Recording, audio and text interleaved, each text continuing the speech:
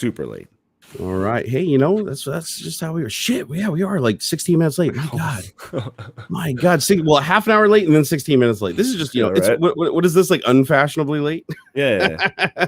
All right. I think we're live. I hope so. I think that we've got good video quality. I think that we've got good audio quality now. Yeah, we're good.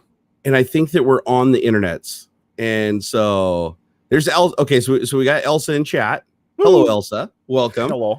Thank you everybody for being so patient. Well, okay, cool. People are starting to come in, so the notifications went out. So yeah, sorry for the lateness. I delayed by 30 minutes because I woke up this morning. I was feeling like absolute garbage, and then I went and took a hot shower, and everything was feeling a lot better. But then I come up to my computer to find out I installed 20H1 overnight on my main computer, and it basically disabled all my firewall rules. It screwed up my audio so that it would only play through the left channel. Never had that happen before. It kept saying anytime I opened Chrome and I went to any website, it would say network connection disabled, even though I was pinging in another window continuously and didn't drop a single packet. So like everything was wonky, and I fired up my VPN, and the VPN's like, oh, you got to go into Windows settings and disable like these 3 things. And I'm like, but I already did that when I first installed like my VPN a million years ago. So installing 20H1 like wonked all my settings. And then to fix that left channel, all I did was unplug and replug my mixer board. And you said not only did it fix the left and right issue on my side, you said it also fixed the noise cancellation issue on your side, like the compressor wasn't working or something. Yeah, and I think it's because this one is a like a mild feature update. It's one of the bigger ones. Yeah. So yeah, I think it was just one of those sorts of things. Everything, all your drivers and stuff had to reset, and so everything needs to be basically unplugged and plugged back in. Why does Windows got a harsh Macomb like that? Why? Well, like you said before, with all the hardware compatibilities that need to be accounted for. It is true. Like the hardware matrix for Windows is infinitely complex. If you think about all the motherboards, all the CPUs, all the memory, all the peripherals, the PCI expansion, USB, like there's so many devices that there's no way Microsoft could ever get them all to play nice together, no matter what. So, and, a lot of people will point out that, Mac sometimes seems like it's the more stable and smoother platform, but you also have to realize they own all their own hardware. They own the entire hardware matrix. They bless devices. Like they won't even let you install a device if it's not blessed by them and supported by their platform, if it's on iOS. And so they can control all that stuff, so they can make sure it all plays nice together because they do it all in the house. But the problem with Windows, especially with sleep, we had a thread over on Twitter we were talking about before the stream where somebody was having trouble where they sleep their computer, they bring it back and it was blue screening. And it's like, this was a really common problem even back when I worked at Microsoft, that no matter how many bugs we filed and we fixed, we could never fix it for everything because ACPI, or the power management subsystem in Windows, requires that the computer tell all the drivers, hibernate, park your device, hibernate, save what you need to in memory, depending on the sleep state, or dump it to the hard drive or whatever. And then once everybody's in a good state or whatever, then shut down, unload, go into low power state. And when you come back, kick all those drivers and tell them to basically reboot their devices and come back online in the right order. And what happens is if any of those drivers or any of the firmwares on the drivers or the firmware on the motherboard, like your BIOS or your EFI, if any of that stuff is out of wonk, and it comes back up, it'll create access violations, timing issues, race conditions. It won't be. And so at minimum, it'll create a really screwy state where stuff just acts weird on your computer, which can happen. Like you can just have like wonky mouse stutter, video issues where your video driver just crashes continuously until you reboot the box. There's all kinds of ways it can manifest itself, all the way up to like blue screening and rebooting your machine. And it's really difficult to track these things down and debug them because you might be able to see which driver is ultimately causing the access violation or causing the bug check, but that doesn't mean that that's what's responsible. That could literally be making an expectation based on something else that's supposed to be in a certain state that isn't. So it's really hard to track those issues down and fix them. So that's why I don't sleep my computers. The only thing I do is I turn off the monitor. And back when I had spinning disks, I'd spin down the disks after a period of time. But with SSDs, there's really no need. So, Oh my gosh, man. But I could not believe how many problems I hit today after that one Windows update, though. That was wild. That was nuts. And you know what's weird is I installed, if you remember, like a week or two ago, I installed this update and I actually rolled back from it because it was causing me so many issues. Mm-hmm. But it was none of the issues I just experienced.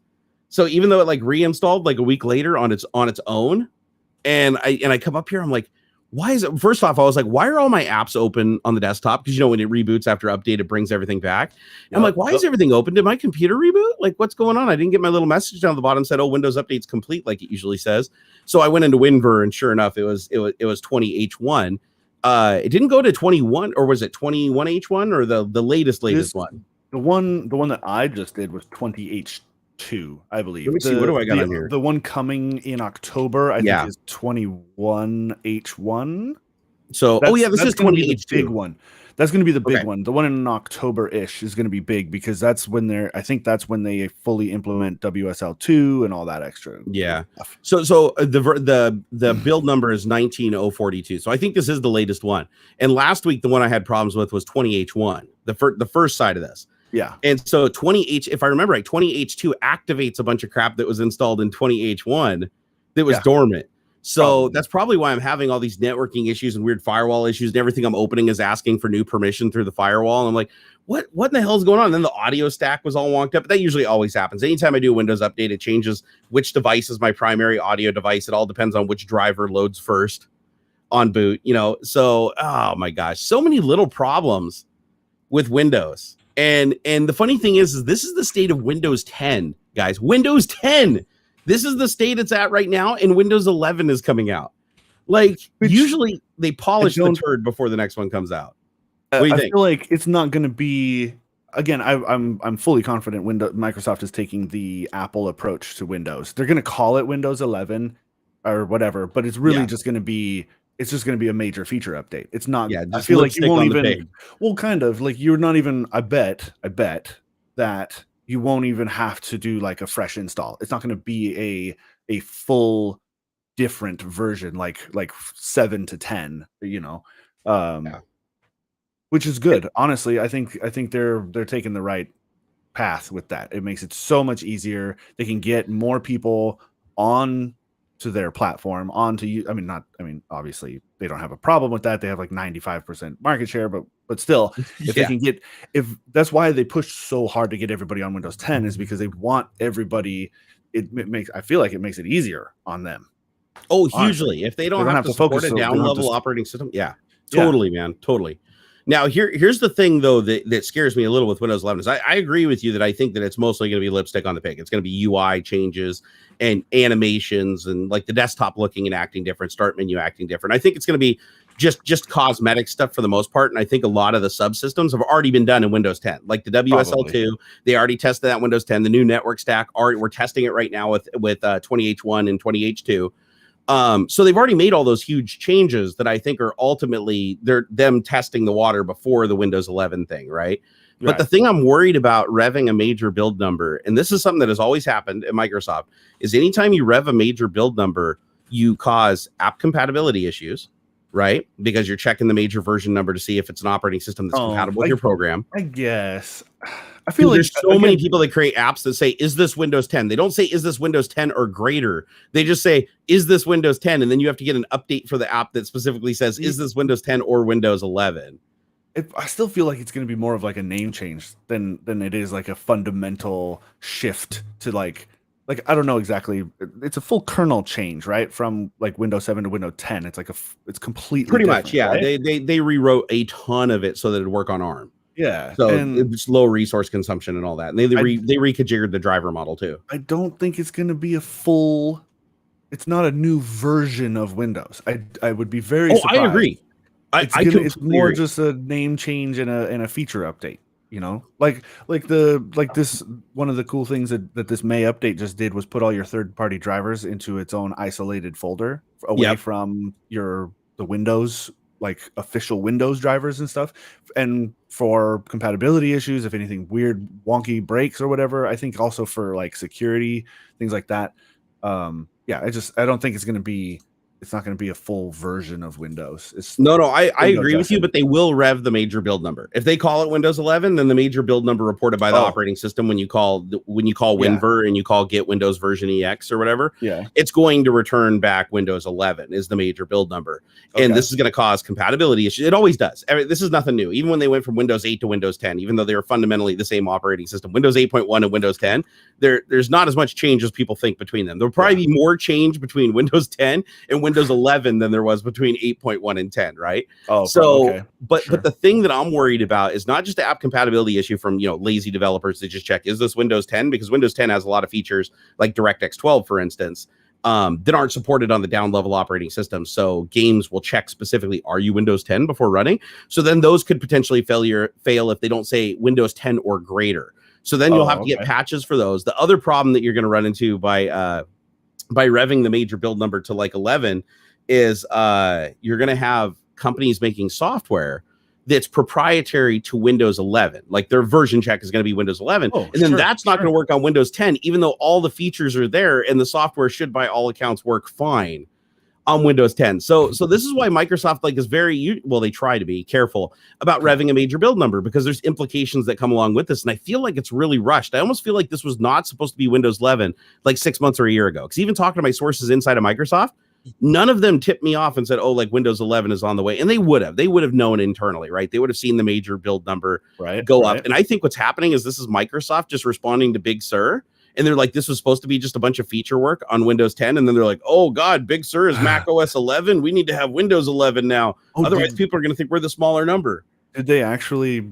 It's OS XI now, or did they? They actually revved it finally. Did they bring it to the Abrahamic numbers now instead of Roman, or what? I don't know how they're. I don't know how they're 11. Well, I've only seen it as OS 11, like 1.1. I haven't seen it as like OS, like what would it be, XIX or XI? XI, right? So, but yeah, no, they finally revved the number, right? It's like Mac OS has been OS 10 forever, as long as I can freaking remember, right? It looks like it may have been even earlier, because I could say they're saying Big Sur is 11.3.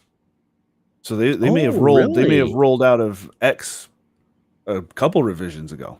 Oh gosh, I really haven't been paying attention. Well, I'm not a desktop Mac user, so I don't even have a MacBook anymore. So I wouldn't really keep up on these things. But this has to be Microsoft just basically being like, oh my God, we can't have Apple having a bigger number than us, so they're just matching it, right? Yeah, I think so. So I hope that's the case though, because if they release Windows 11 and it's not just the lipstick on a pig, and they really did a lot of deep feature work, and they've like phased out Win32 API and put like some emulation layer in its place or something, I'm gonna be like, fuck. So this is my mistake. Big Sur is 11. They've just had like incremental updates to Big Sur, so we're on 11. Got it. So everything before Big Sur was still considered 10. Yeah. It was like 10.1, 10.2, 10.3. As of May 24th, it's 11.4. Gosh, I hate it when Microsoft revs a major build number. It always causes app compatibility issues. It's like, why do we need to? Like, can we just scrub the model or like the version numbers and just be like, this is Windows. Yeah, that's what I don't get. It's just it was supposed to be Microsoft. Microsoft said Windows 10 is they even said this, dude, when I was leaving the company in 2015, they said Windows 10 will be the last version of Windows, and we are moving to a serviceability model. We're only making changes to Windows 10. It'll grow, it'll get features and stuff, but it's always going to be Windows 10. And now they broke that because they're chasing Apple's freaking tail again. They do this. I mean, well, they're going to learn the hard way over and over again, just like because Microsoft history repeats itself. They're going to go through. They're not going to do the app compat testing because they dropped that because they laid off everybody that was doing it. And it's going to come out. It's going to release, and everybody's going to be like, oh my God, my software doesn't work. Oh my God, my program doesn't work. Oh my God, my game doesn't load. Oh my God, everything's saying it's not compatible with this version of Windows. And then everybody's going to have to go do like freaking, update duck, goose, chasing things down. Yeah. Oh my God, pain in the ass. Hey, I want to thank a couple of the supporters today. You guys are freaking awesome. And oh my God, no way. Oh yeah, we had some super chats. Holy crap. Tom M. Thank you for the $10 super chat. He said hello, everybody. Hello, Tom. How's it going, bro? Louis Parra, thank you for that $1 super chat. We got Flying Night Slasher. Oh my God. He's the Flying Night Slasher. He even said his avatar too, which is like, credit for you guys that said avatars. Thank you for the $2. He said EA hacked. Finally, a public service. Oh, EA burned. Get in the game, dude. Emil, thank you very much for Emil. My God, Texas, dude. That's a lot. That's a lot, man. I can't remember the last time I got 500 sexes. I think the last time I got 69 sexes. Now I got 500 sexes. Damn. He said hellos from Sweden. Yo, man, I got some Stroopwafels in the garage. They're like mini ones. What are those? I've heard of them. I've never had one. What is it? They're good. It's like a very thin. So, do you know what a pizzelle is? No. Okay.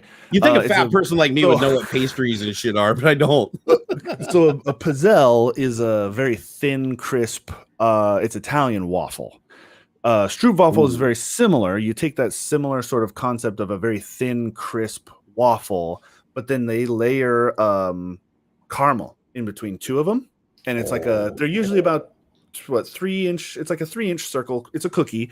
But what you'll do is you take a YouTuber I watch that eats those all the time. They're so bomb. The idea is you take the Stroopwafel. It should be just big enough to set over your cup of coffee, and your hot coffee warms the little cookie, which does so the cookie, like right out of the package, isn't going to be very crisp or crunchy. That's not the point of a Stroopwafel. It gets real soft and warm sitting over your coffee, and then you eat it, and it's they're so good. Clay pointed out. Clay Man in chat said Rich Rebuilds eats them every episode. That's who I was talking about. So Rich Rebuilds, the guy who's making the V8 powered Tesla right now. He's taking a Tesla Model S and putting an LS V8 in it. That's gonna be great, by the way, man. That is a big middle finger F you to Elon. Weird. Where are you gonna? Can you even take the batteries out? Aren't they like fundamental to the floorboard? Like they're built into the bottom of the car? You can take the cells out of it, but the structure of the pack still has to be in there because but you can remove the cells out of it, which are where all the weight is, right? Yeah, that makes sense. They also reinforced it. They had to weld a whole tunnel in it. Actually, no, they had to weld a tunnel for the driveline, so there's no way they have the battery pack on there unless they cut out the whole bottom of it. I haven't really. To run that makes sense. Yeah, because it's going to be rear wheel drive. So I think that they took the battery pack out and just reinforced the frame, just welding in metal pieces.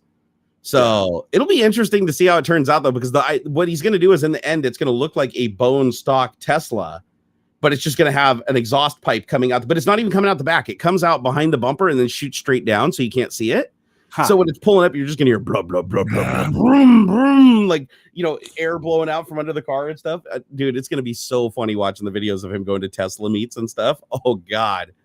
That's going to trigger people so bad, man. And that's where I saw it. Yeah, he was eating the Stroopwafels because they looked like he kept saying the word. That's why the word sounded familiar when you said it. But yeah, they just look like a waffle that got like sat on, right? It's like a crushed waffle and they're really thin. Yeah. Really, really thin. Yeah, almost like a cracker kind of thing. It's so good. The caramel in there and somebody go tell Rich that's supposed to be put over coffee because I think I've seen him do that. You can eat them, but the classic way of doing it, yeah. Yeah, it's like every beverage and every food in a country has like some way that you're supposed to consume it properly. Like I remember the first time I ever had absinthe.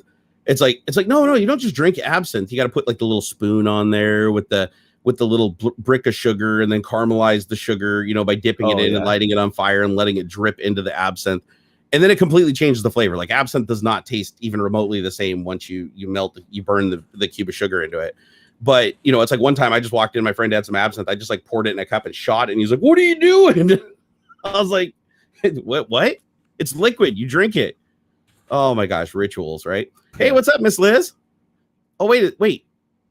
What? Wait, Elsa's leaving? Where's Elsa going? It's probably at school or something. No, don't leave. Homework. I don't know. Wait, what dinner? It's dinner time, she says. Oh, it's dinner time. All right. Go get your din-dins. I can't keep a person from their meal. That would be unethical being the large food enthusiast that I am. Hey guys, just let you know, David will be joining us probably here in a little while. He's taking his son to camp or something for a week, and he's having some parental disconnect issues. So he's spending some time with him and everything before he drops him off and then parties all the way home. Like, woo, no kid for a week, woo. And then when he's done, he'll pop in here. Let's see here. Bruce said, absinthe, a real absinthe have not got the real stuff in over 80 years. Well, we're not allowed to have the real stuff here in the United States. Yeah. Well, yeah, it's it's got wormwood or something in it. Yeah, it's like wormwood, and apparently, if you get enough wormwood, you hallucinate. Yeah, so, a little bit, but you get too much and you die. So, that's not good. I think that's what Nostradamus, I think, or something. One of the old school science guys killed himself that way. Oh, geez, with wormwood. One of his students or something snuck it into him while he was locked up. Not Nostradamus. This the one who was pushing for the heliocentric model rather than the Earth Terracentric, right? Mural. Bless America. It's old school, not Socrates. It's too Oh, it old. wasn't Socrates? No, it's too old. We're talking near. Oh man, dang nabbit! One of the first ones with a telescope and stuff, looking at Galileo. Maybe it was Galileo. Maybe it was Galileo. Yeah, I think it was Galileo. Killed himself with wormwood. Jeez. So wormwood was like the original like LSD. Like so.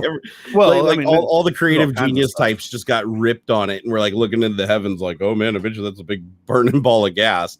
Dude, he's crazy. Oh my gosh. Devlin 42, thank you for the 10 euros 99 pence.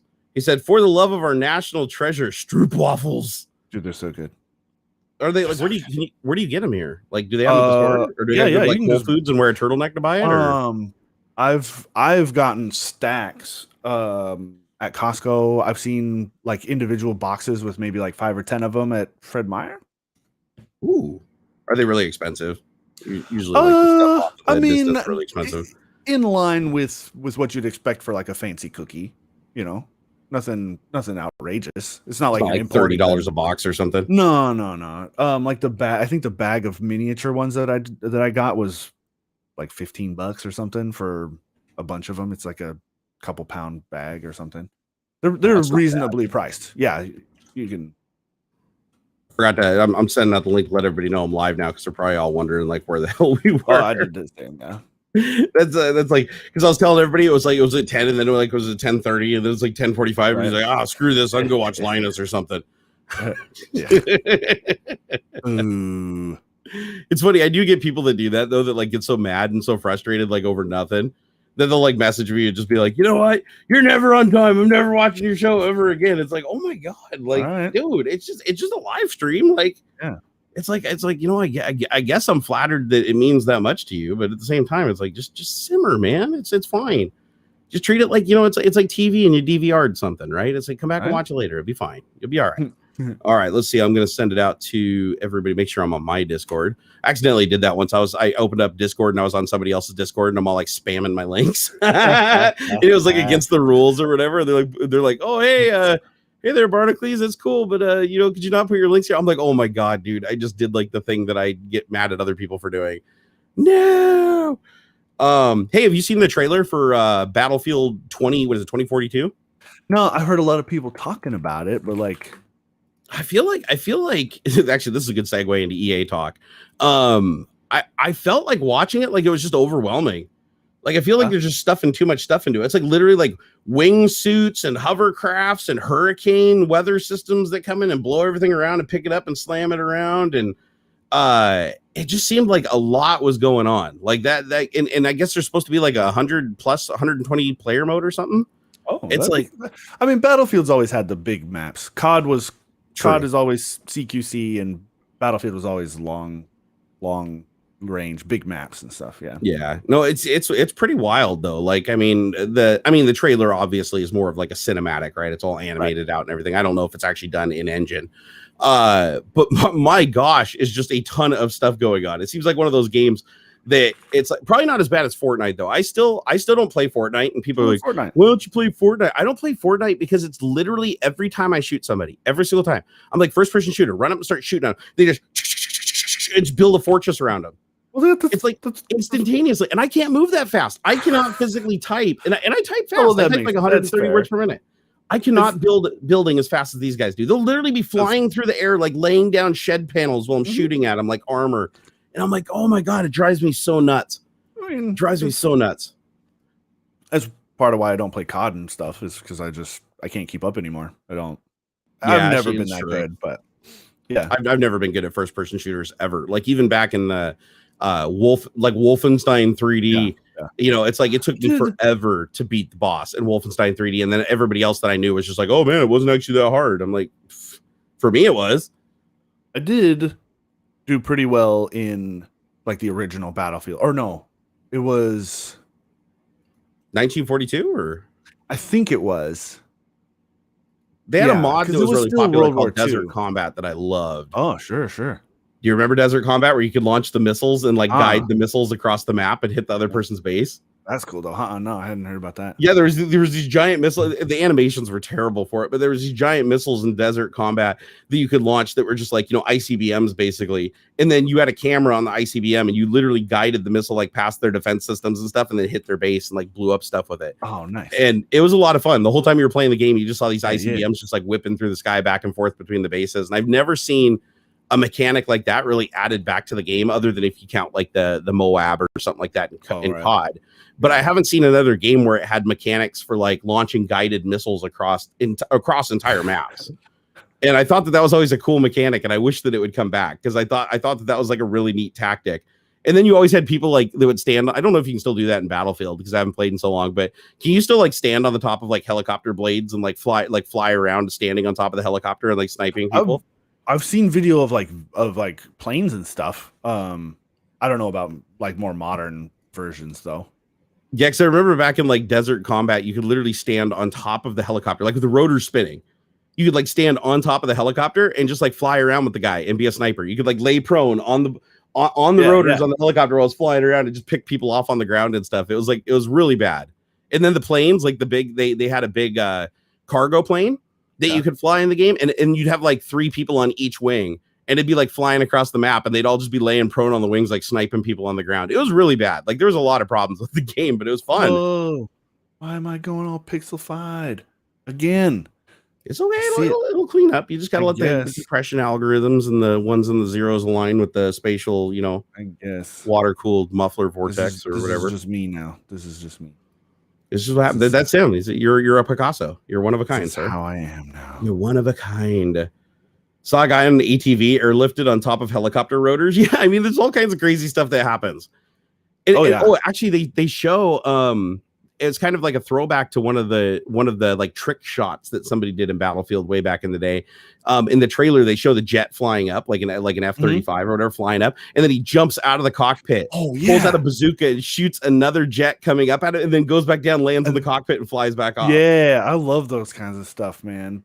Those kinds of trick shots are amazing. Yeah, or the ones where they shoot across the entire map. Have you seen that, where they arc like the sniper rifle and go boom, and it's like 1,000, 2 1,000, 3 1,000, 4 1,000. This is like headshot 1,000 points or whatever, and you're like, holy crap! So they literally just sat there for hours, like walking in on the target to get that one little shot, so they could put it on the internet and go viral. Let's see here. I love the moment the camera fixed itself. He repped the sick ass beard. Yeah, I was like, well, if you're gonna have a sick ass beard, man.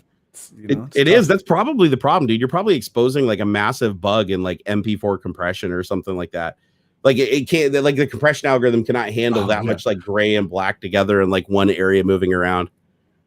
You know what's funny is that probably could happen. Like you probably could find a bug in compression by showing weird patterns that just don't regularly occur anywhere, so they'd never catch it. Oh, sure, yeah. That'd be interesting. You should just make a video of you just like shaking your beard back and forth. Oh. Hey, that's not bad. Whoa, that was weird. Your whole background got like blurred out. Yeah, I'm using the digital video effects. Wait, what? Can I do that too? I suppose. Where do I enable that? Click the gear on the OBS Ninja. Okay, let me see here. So in OBS Ninja, I click the gear. Virtual okay, I'm in the digital effect. I'm back. Never tried blurred background. Back in Mexico. Hold on here. Hold on. Okay. Is that working? I mean, it's pretty good. Actually, that's not too bad. I mean, for you, it's like you're flickering like crazy though against that background. It worked better with like the blurred thing. I don't have good edges. Like here, let me see what it looks like. We're just messing with stuff now. Yeah. Here, okay, so virtual background. Yeah, see, that's a little touchy. That's weird. That's really touchy. Like, yeah, I don't see anybody doing it. Oh, this reminds me of something funny I saw on TikTok the other day. I was cracking up. Have you seen the new viral video of the people that are like driving cars and out on boats and stuff like that while they're in their business calls on Skype? Yeah. That's like there's one the other day where this guy's he's literally out on a lake in his powerboat with a guy behind him, like on a wakeboard. Yeah, he's just got a guy behind him holding up a green screen, and he's got the camera and a light in his face, and then he's doing the background replacement. And it looks like he's in his office, and he's just like, like 9 other people around him are talking. That's gosh, it's great. And then there's another one where he's driving his car and he's got a camera on his dash, and then behind him he's just got a green screen all taped up behind his seat, like his car seat, between him and the car seat that's draped around him. And then I think it just looks like he's sitting at his desk at work. And they start off in the video with showing the Skype call, like the screen of the Skype call, and it looks like he's just sitting in his office, and then the camera pans back, and you see he's actually like driving down the road. Oh my gosh, so dangerous but funny.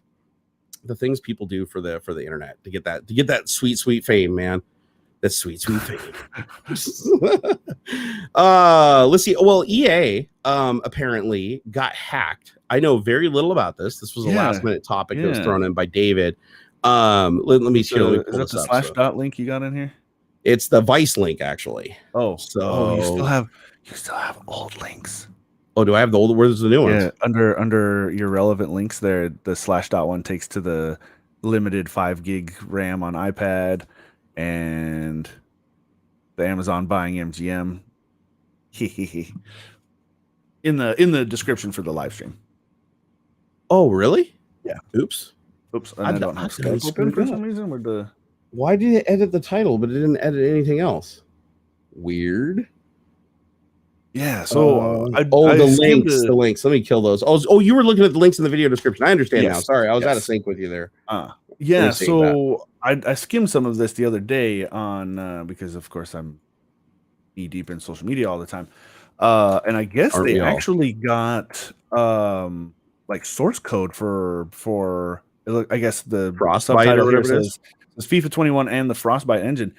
That's crazy, man. That'd be like, I don't know. I mean, that's like their most important asset. Like all their games if you are could break into Unreal based, or if you could break into the code of Unreal kind of thing. This is wild. Yeah. So hackers steal wealth of data from game giant EA. Now also this has happened not too long ago with CD Projekt Red too, with Cyberpunk. Yeah. So Cyberpunk also had a break-in where they stole like all the source code to freaking Cyberpunk, and rumor has it they were selling it like on the dark web, but I never saw any positive confirmation that they actually sold it. But even if they did, who would know, right? Like if a company bought that on the freaking dark web and paid like Bitcoin for it, they'd use an intermediary. It would be like super down low. Nobody would probably know about it, the transaction. But they did. But CD Projekt Red even admitted that their system was compromised and their data was actually copied. Yeah. So they confirmed it. So it is out there somewhere. It's just whether, and they claimed that if they didn't, if it didn't sell, they were just going to release it publicly. But I never saw it released. So I'm guessing they probably found a buyer. But this is a big deal now. Like companies are getting hacked left and right and having their intellectual property stolen. And I'm kind of curious if this is the same deal where it's just another hacker group trying to grab intellectual property and sell it to other companies, or if this is like some kind of an attack on EA. So I haven't like read this at all, but it says hackers have broken into the gaming giant Electronic Arts, the publisher of Battlefield, FIFA, and The Sims, and stole a wealth of gaming source code and related internal tools. Motherboard has learned. You have the full capacity of exploiting, or you have full capability of exploiting on all EA services, the hackers claimed in various posts on underground hacking forums viewed by Motherboard. A source with access to the forum, some of which are locked from public view, provided Motherboard with screenshots of the messages. In the forum post, the hackers said that they have taken the source code for FIFA 21 as well as the code for matchmaking servers. That's not good. That's going to lead to a whole bunch of bot crap. Right? The hackers also said they obtained source code for the tools or source code and tools for the Frostbite engine, which is of course their in-house 3D engine they use for like Battlefield and stuff. Amazing. Like which powers a number of gorgeous. Oh, it is. It's like that. That's what EA sets EA games apart from everybody else, right? It's the engine. So other stolen information includes proprietary EA frameworks and software development kits, bundles of code that can make game development more streamlined. In all, the hackers say they have 780 gigabytes of data. When you're talking about source code, that is an enormous amount. That we're not talking binaries, we're talking text. Yeah, that is well, I mean, and I guess that'd also be graphical assets and stuff like that for the games, but still, that's a lot. I mean, that's massive. I think the entire source code base for Microsoft Windows 10 is like somewhere around 90 gigs, like with all assets and everything. So that's pretty impressive. So there's a supporting article. I don't mean to.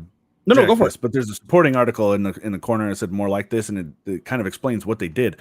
I guess so. It says that a representative for the hackers told Motherboard in an online chat that the process started by purchasing stolen cookies being sold online for $10 and using those to gain access to a Slack channel used by EA. Apparently, they bought cookies with the saved login details for a particular user, and then once inside the chat. We messaged an IT support member explaining that we lost our phone at a party. requested a multi-factor authentication token from EA IT support to gain access to the corporate network. And then once inside, they found a service for EA developers for compiling games. They logged in, created a VM, blah blah blah. Yeah, so that's all it took. Interesting. So that's an interesting social engineering vector. Instead of trying to come in the front door, you get just far enough that people think you're an employee or assume that you're an employee. So they'll just open up and tell you things without having their spidey sense tingle at all. Yeah. They're just gonna like, oh, he's in the Slack channel. You can only do that if you're an EA employee. Oh, here, let me give you some information. That's clever as shit. It's also a little bit scary that these technologies, just a cookie alone is enough to completely authenticate, even from a different IP address. Right. Like, I think that's really weird. I think that the security model should be like, it should be the cookie combined with the IP address and an encrypted channel. I mean, it should be a whole bunch of things together. It shouldn't just be like, oh, you hold this cookie. Because if it's any data that can be copied from one computer to another and then used to authenticate as that user, that would be bad. IT support should never have given multi-factor authentication tokens via Slack. That's actually true. That's driving around the purpose. You want to.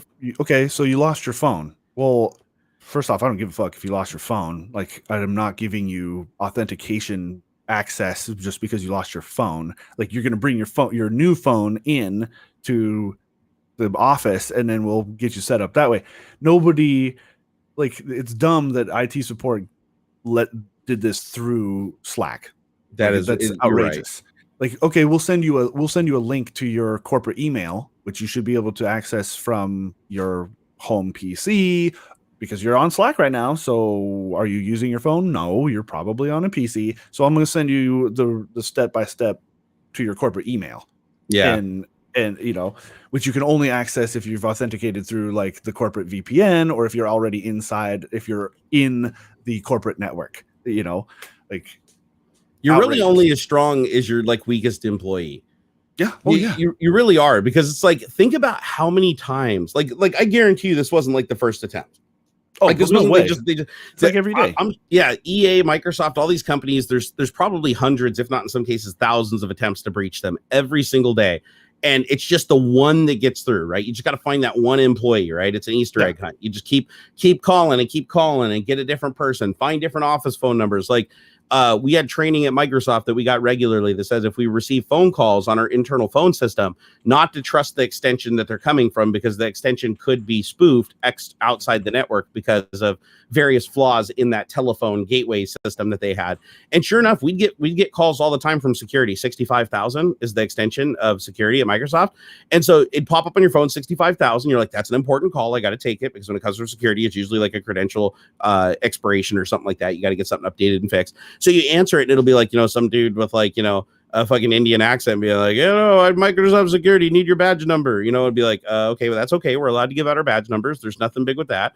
And so like you give them the badge number and they only ask, they don't need the badge number. They just want you to think that they're authentic, right? So you give them the badge number and then they're like, okay, we need to, test a login to your machine or whatever. Please give us the password. And it's like, dude, what? You guys are the security. You have domain admin privileges. You can log into any computer. You don't need my account. Oh, we're just testing the system and we need your account to test it as user level. And it's like, fuck you, hang up the phone, call security, report that you got to call in on your line and when it happened. And you have to do an incident report. But that didn't happen like very often. It was maybe like, for me, it was once a month or once every like 2 months.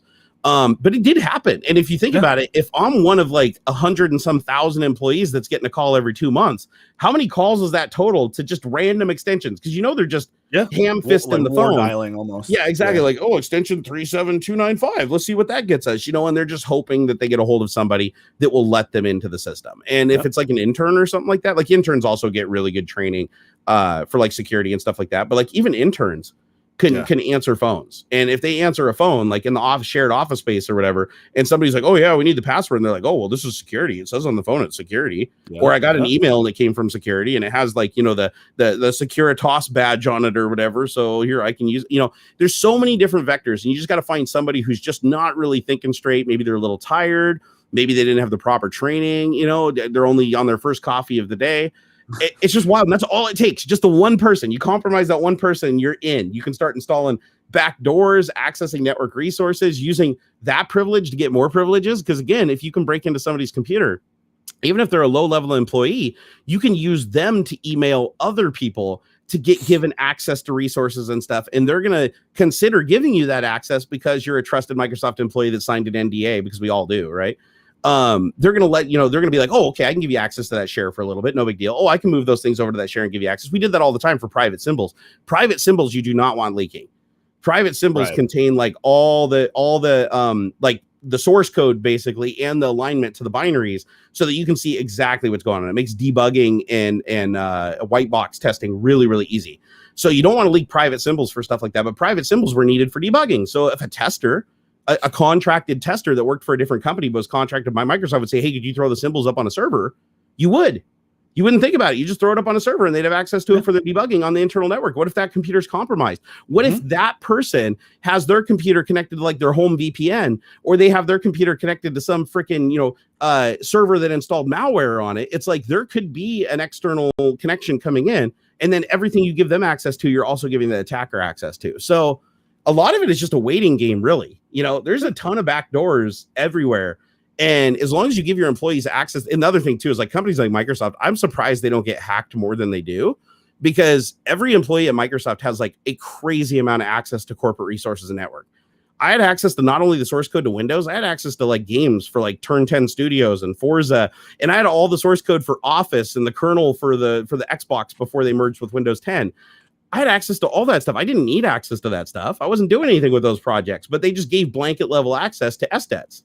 Yeah. And I thought that was always kind of weird that they trusted us on that level. And plus, we could take the source code and you could literally plug in it. There was no limitations on external devices that you could connect to your dev boxes at Microsoft, at least back then. I don't know about now, but you could just plug in a USB thumb drive and copy the whole source code from Source Depot onto your USB thumb drive and just walk out of the building with it.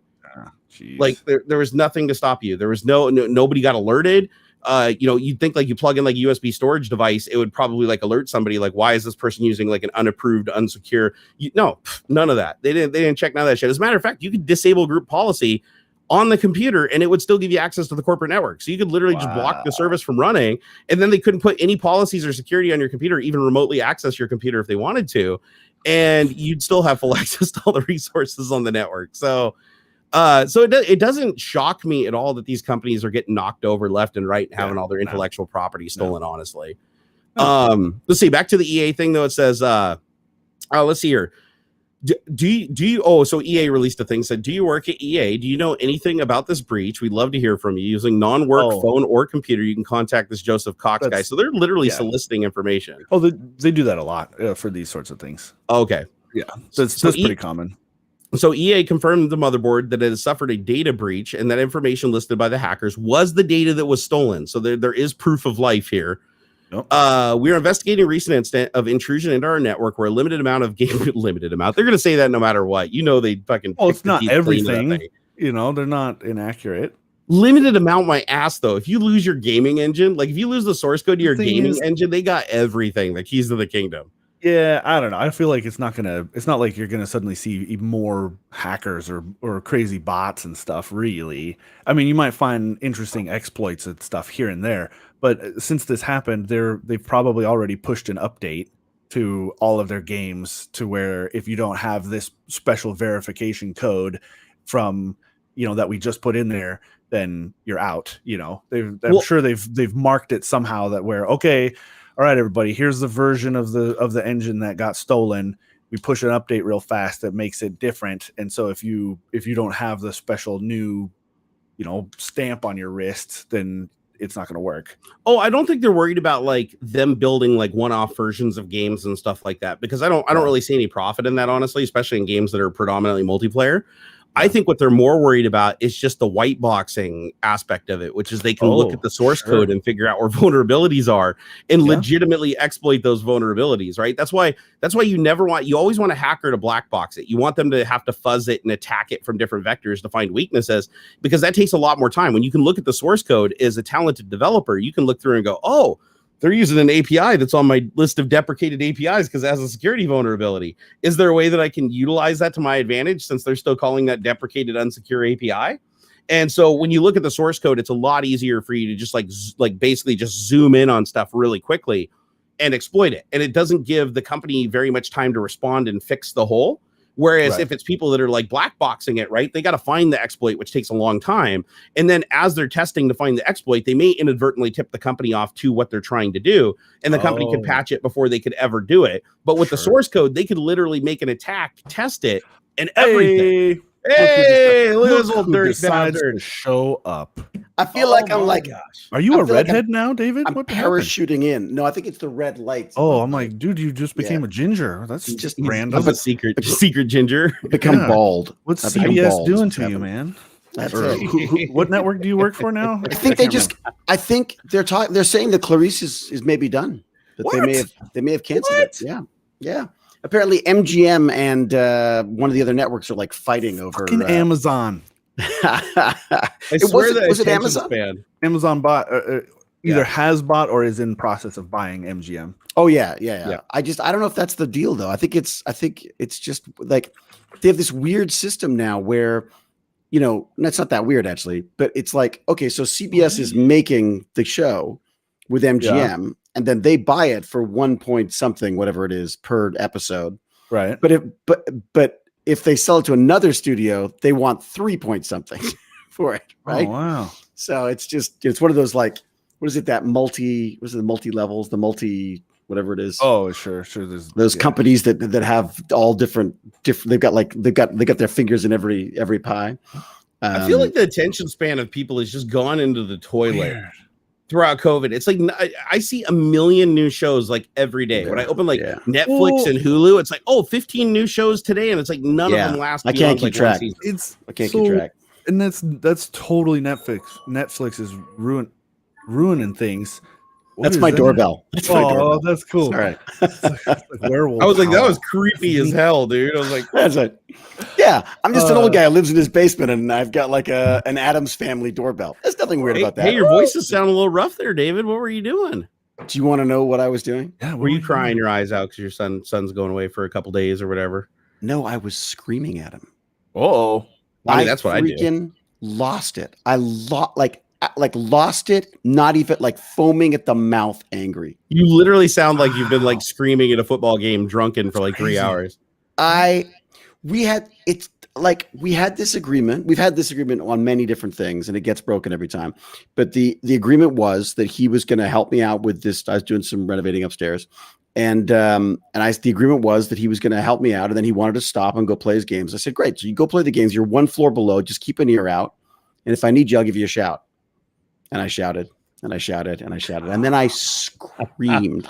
And then he lost all gaming privileges. He's not allowed to game, so he just left to the cottage with his friend.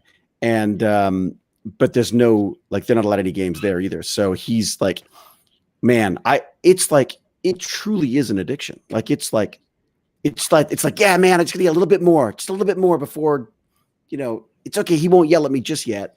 You just start shaking. You're like, man, I need my COD, man. I need my Fortnite. Literally do. They literally do. In his defense, I don't know what headphones or whatever he's got. I can't hear crap with my nice ass headphones. I will have the office door open. My lady is literally standing in the doorway, which is 15, not even 10 feet from me. Yeah. And if I'm like this, and it's like right behind me, and I'm gaming or listening or watching TV or whatever, I don't hear nothing. Nice closed headphones. Dude, a gunshot could go off behind me. I wouldn't notice. Yeah. So it's like, that'll be the last thing you don't hear. Hey, David, as a fellow not pulling out enthusiast myself, I know for a fact my son hears when I scream at him, and he just ignores me. And I know because every time I yell and I finally get his attention, I'm like, didn't you hear me yelling for you? Yeah, I was watching something. I was finishing my thing before I came. Like, well, you heard me. Why didn't you go? I don't know. I wanted to finish what I was doing. It's like, he just doesn't. He's so into what he's doing, right? Whether it be watching a video or something like that. Even though he hears me, he just phases it out. He's like, oh, I'll eventually respond. Well, and kids, definitely young boys especially have that. Like it's a wiring issue. But it's a boy thing for sure. The thing that I've got that's driving me crazy now is I'm seeing it. I'm seeing it through this lens of addiction now, and I'm seeing so many similarities that it's really worrying me. Like, you take games away from him, his first response is like anger, then it's sadness, then he just goes and lies on his bed and sleeps. And he's like, what else is there to do? There's nothing else to do. And I'm like, in the world? So I get it. I would have been exactly the same way. In fact, I probably am exactly the same way. But it's just getting a bit worrying because he seems incapable of doing anything else. How old is he? 13. 13? Yeah, I think it can be a little rough. See, when I was 13, I had the same problem, but it was like BBS porn downloaded at like 2400 baud. Like, Mom, wait, Mom, I'll take out the garbage later. You know, it's like one line of pixels, like 30 minutes. Yeah. Mine was TV. Yeah. So there's worse things for sure. I mean, it's if I had the choice, I'd take the game addiction over that. So, I'm just saying. Yeah, like every kid has their currency, right? Yeah. Exactly. That's a good way to put it. And it's been interesting finding what especially with the younger one, what her currency is like, like, when you step out of line or whatever, and you're not doing the things you're supposed to do, like how I mean, I hate to put it in a way of like pain, but it is in a sense, right? Any sort of punishment is based around pain of some sort, whether emotional or physical or whatever. Yep. And so, look, you freak out, you slamming doors and stuff, boop, you don't get internet access anymore. Yeah, that's basically you can't play Roblox, you can't TikTok. My parents did. They used to come in and take the power cable from my computer. That's cute. That's how they punished me, because they used to lock it. Remember back when computers had a lock that would disable the keyboard in the mouse or whatever. Yeah. So the little lock on the front disabled the keyboard, but I figured out a way around that. And because I just took a pen and modified it so I could jam it in there and unlock it. Good. And when they realized I could do that, they caught me a couple times when I was playing. They just came in and took the power cable, and I didn't have another power cable. So that once they did that, oh my gosh, like when they punished me before, they're like, I'm taking your computer away. I'd be like, oh, I'm so sad. Oh, and then they go away and I just unlock it and use it anyways. But when they took the power cable, I remember like being on my hands and knees, like praying and pleading, no, please. I mean, because that was everything to me when I was a kid. That was my whole social life, was getting on the bulletin board systems and stuff, and like FidoNet and leaving messages for people and stuff. It was like slow Twitter, right? It took like 3 days for people to respond. But that was like what I did. And when you took that away from me, it was like, oh my gosh, it was like, it hurt. It was painful. I think that video was TV. games for Baz, that's got to be video games, right? That's like absolutely. His personal outlet with his friends. I'm sure that video games are like a big part of his social life. That is his social life. Absolutely. Through COVID, you're not going out and like hanging out with your friends and stuff in person and stuff. So through that, it's like everything you're doing digitally over the internet is like representative of what you're trying to do in real life, like having human contact and relationships. And so I could see that being taken away as like, holy crap, like burning down the temple, Well, but I've said like, you can use Discord. You can use Discord. You can, I mean, like I'm fine with the communication side of stuff, but I've just got to find him. The biggest issue I have is I'm fine with him gaming. I just need there to be some kind of limits, because otherwise it's just the default. The default is. How do those conversations go? Like, do you like, is it a negotiation, or are you more of the my way or the highway kind? Well, I basically go like, what do I do? Like, as I said to him, like, so I freaked out, and then I went, dude, how do we stop this? Like, how do we make this right? And he's got like a summer school thing that I signed him up for, and he was not happy about it. And then and then the little jerk just gets 90s on his exam. He just got 90s. He got 2 exams. He just got 90. And I'm like, crap. Like, I gotta maybe go back on this summer school thing. So I said, okay, so a job. Let's get a job. Get a job this summer. Something like I just just try to get him some kind of a real world. And what does he do? I emailed for him just because I know the guy, but I think he's just got a job at the local comic book store doing their website. Awesome. Yeah. How cool is that? That's pretty cool. I was like, I hate you. I'm so jealous of my son already. Like, he's 13. He's got a job doing website and comic book organizing and stuff. Like, how great would that be? That's pretty awesome. I know. Like, I remember when I was a kid, I got contracted by a company called Hurricane Ridge LLC in Bremerton, Washington, which was internet provider, early internet provider. It was like back in like the Eskimo North days. And like when they had a closet. They had a closet with a bunch of exactly. in it. Yeah. Yep, exactly. Like the rack. It was like a rack from like IKEA, or at the time like Costco giant or whatever. AC They just had a unit. bunch of modems. Yep. I remember that. They'd call me in and pay me. It was like, I want to say they paid me like $20 an hour. This is like way back when. That was a ton of money for me. I made like $20 a month as my allowance, right? It was Isn't great. That like money. minimum. What's minimum wage now? Isn't minimum wage? Minimum like wage now is like 15, I think, some places. Yeah. So, but if you think about it, it's like back when I was a kid, minimum wage was like $3.75 an hour. It was like nothing. Like I remember when I worked at Sears, it was a little over $4 an hour was my minimum wage when I worked there on the dock. I think it was $7.50 for me. $7.50 an hour, maybe. Yeah, but then it went up to right. I know that's like that's like $1.50 here. That's me paying them. Yeah, but I'm sorry. I completely knocked you off whatever track you were talking about. It's all good. I apologize. Yeah. No, it's fine. We're talking about the EA hack. Childbearing 101. Oh yeah. Yeah, no. I like random. Random is what the show has always been about. Let's never It's not. my middle name. Middle name. Random is Actually, my it could middle be. name. My middle name does start with an R, so it could be random. Hey, Unknown Sailor said, I live in Bremerton. Rock on. Bremerton life. Woo, representing. Move to Yeah. Bremerton and we'll hang out. The Bremelos. the Bremelos and the Port Orcas. If you live there, you'll know what I'm talking about. It's an inside joke. But anyways, I used to work for this like Hurricane Ridge LLC. They pay me like $20 an hour to come in, and I would just basically upgrade their Linux kernel on their boxes that they had. That was and load some new modules. And later on, I found out that they were paying a contractor in California to basically telnet in for like $120 an hour to do the same thing they were paying me $20 an hour for. So in the end, I was basically getting like robbed absolutely blind, but I was making like a ton of money for what I normally would make, just with allowance and stuff. But I remember doing that and I was like, you know what? This is what I want to do when I grow up. Like, I want to keep doing this. Cause that was back when I was only like, I think I was about 13 or 14 when I was doing that. And I was like, when I grow up, I want to do this. And then I ended up doing like drywall with my dad for a year. And I was like, kill me. Like, that's my hope is if he can find, like, if he's so excited about this website and they're talking about maybe an app of some sort. And I was like, dude, like, that's great. And then he wants to do Twitch. And I was saying like, well, then look, every day there are new comic books released. You can literally, your Twitch can be just about talking about the comic. Like you've got like a story now that people are going to want to listen to. Rich, Alan Copeland just gave us $100. Oh my God. What? We are now retiring. We're done. This much closer to buying a 3080.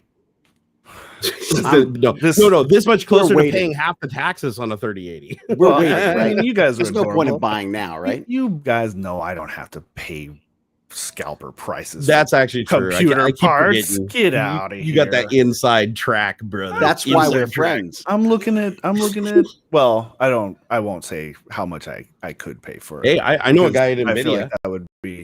I feel like that would be well, like what is the manufactured suggested retail or whatever it is? What's the MR for the MSRP for 3080? I think isn't it $799? Yeah, I think it's $800 for the 3080. It just doesn't exist out on the internet at this point, or is that it?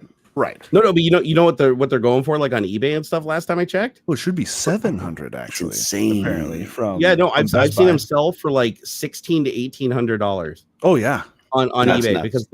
because crypto mining. Well, at least before this crash thing happened, the profitability of those cards, you could pay them off in like 6 months. Even paying that money for them. That's why they were worth that much. Yeah. And now you got the 3080 Ti, which is now the price of like a Titan XP basically. Back in the day, like even the 2070 supers are like a couple grand in places. It's nuts. Isn't the Ti like $1,200 or something like that? The 3080 Ti is $1,200, yeah. And it's actually not that much more performance, is it? Like from what I've seen in the reviews, it seems like it's like 10% or something like that. It's basically a slower 3090. But like how much slower? Because I just pay the more for the isn't the 3090 like just like $100 more or something? No, it's like how much is the 3090? I think it's $300 more. I think the 3090s are $15. Oh, if it's $300 more, then that's probably not bad for pricing. Let me see. What is a 3090 going for on eBay? A little bit, I understand, but that's no. Okay, so David, check this out, dude. I sold during this whole crypto mining thing. I was like, I'm gonna sell all my GPUs I'm not using. Like I'm gonna dump all my GPUs that I'm not using because the money that for them is just crazy, right? Oh yeah, so, man. If you're not mining with them, sell them. So I sold cards that were the retail when they were brand new and they first came out was $250, and I sold them for $700 a piece. Yeah. And this is 3.5 years after they were manufactured. Wow. These guys, I wish I had done it sooner. I didn't, so I missed the window on these. But these guys right here, these are 970s. These were selling for $200. These you couldn't give away. So it's wild. I sold your Strix 970s. Yeah, you can get like 250 for those still. It's nuts. Really? Wow. Yeah. That's crazy. Prices kind of dropped a little bit because of the TI release for 3070, 3080 Ti's, but it'll come back up because nobody can get their hands on them. Dude, I thought GPU prices were going to drop. They're still terrible. Dude, all the prices dropped. Like I just bought a piece of plywood for freaking $100 and something bucks. That's ridiculous. It used to be 40.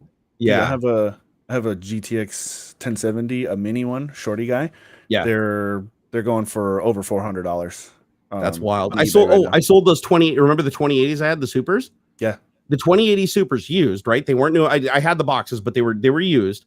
Mm-hmm. I sold them to a guy, the pair. I gave him a deal, $1,600. $1,600. So $800 a pop. I sold it to him, and he was so grateful. He came to pick them up like immediately, and he was like, "Dude, you're doing me a huge solid." Like, before you change your mind. Yeah, because I was looking online. It's like people were paying upwards of $1,900 to $2,000 for a pair of 2080 Ti's, 2080 Supers. But I could not believe what these cards were going for. The 3090 Founder Edition right now on eBay, $3,000. It's insane.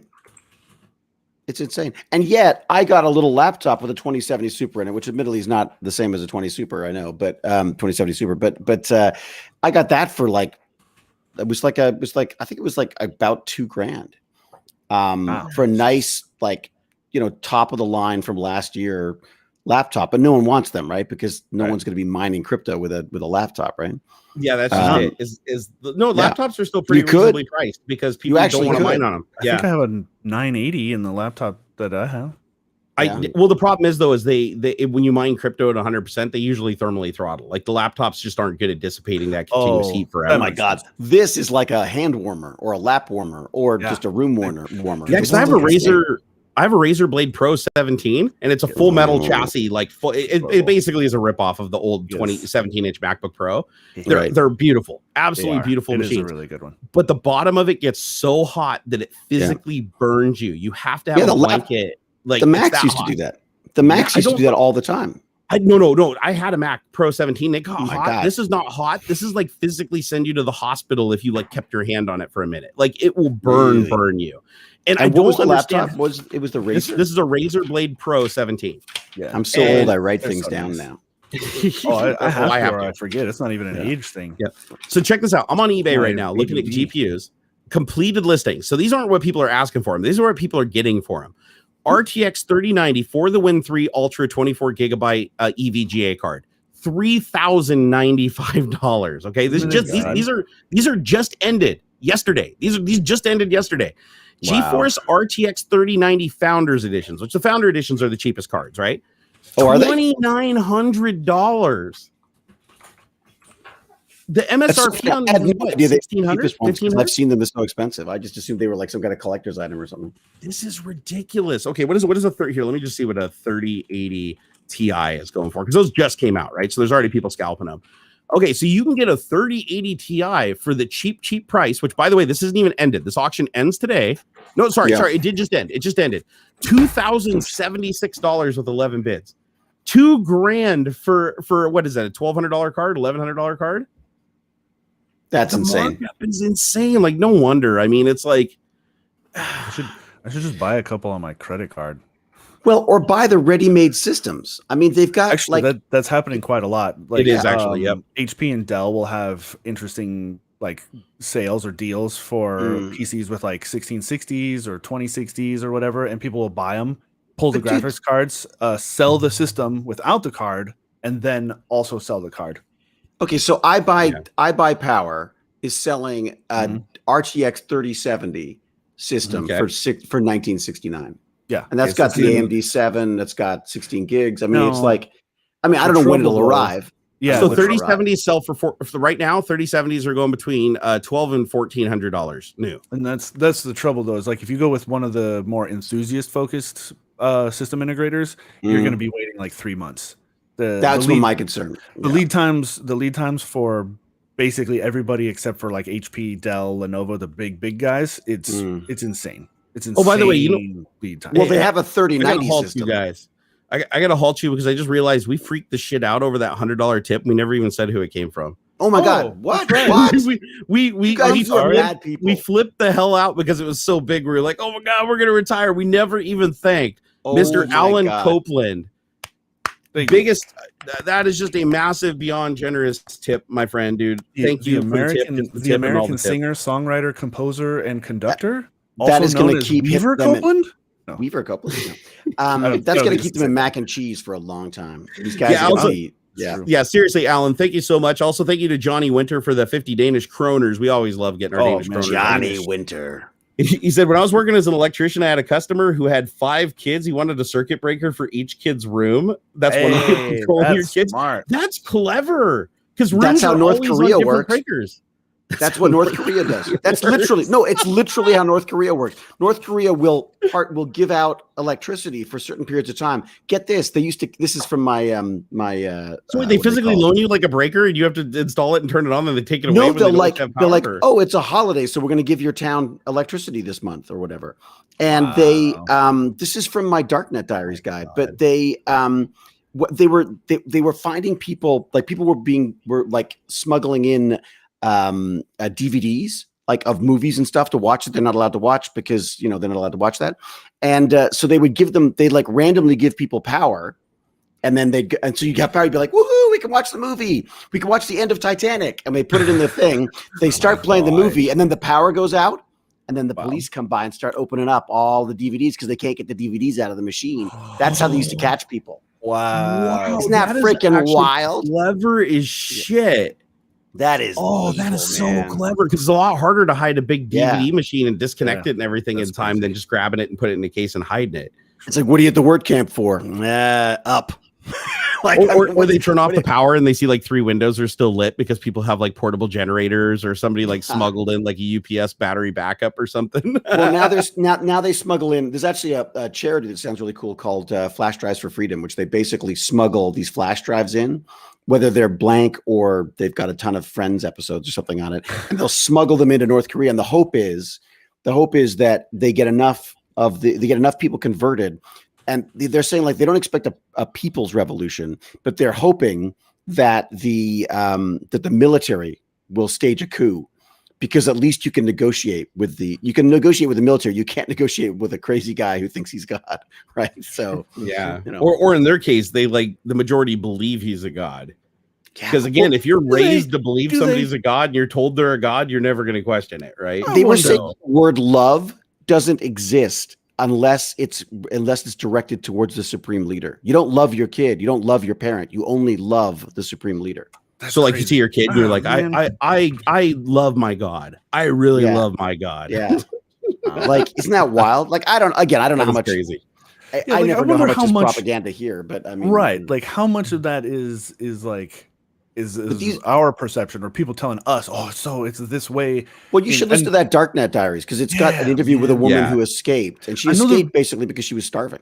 She said, like, I was there's been a few stories that way of people like sneaking their way out and stuff. And I do believe it is as bad as like we do think it is, but man, some of that, I wonder how much of it is really like, the whole population is brainwashed, or are they just kind of towing the line, so they don't get in trouble, like 1984 status, right? I'm tucked back behind in my corner. I want to read that again. Really hate that. I really hate Big Brother, but I can't really do anything about it because otherwise I'm going to get fried, And the problem is they don't just punish you; they also punish like your next of your family and your and that's how they keep people from escaping. The people that escape usually don't have family ties, so their families are already imprisoned because they have nothing to lose. Because the way that they keep people there, because it's not hard. It's hard, but it's not incredibly hard if you live in the rural areas. Because not everybody lives in Pyongyang or whatever. That's that's where all the true believers and the hardest workers or whatever get to live, in the Emerald City.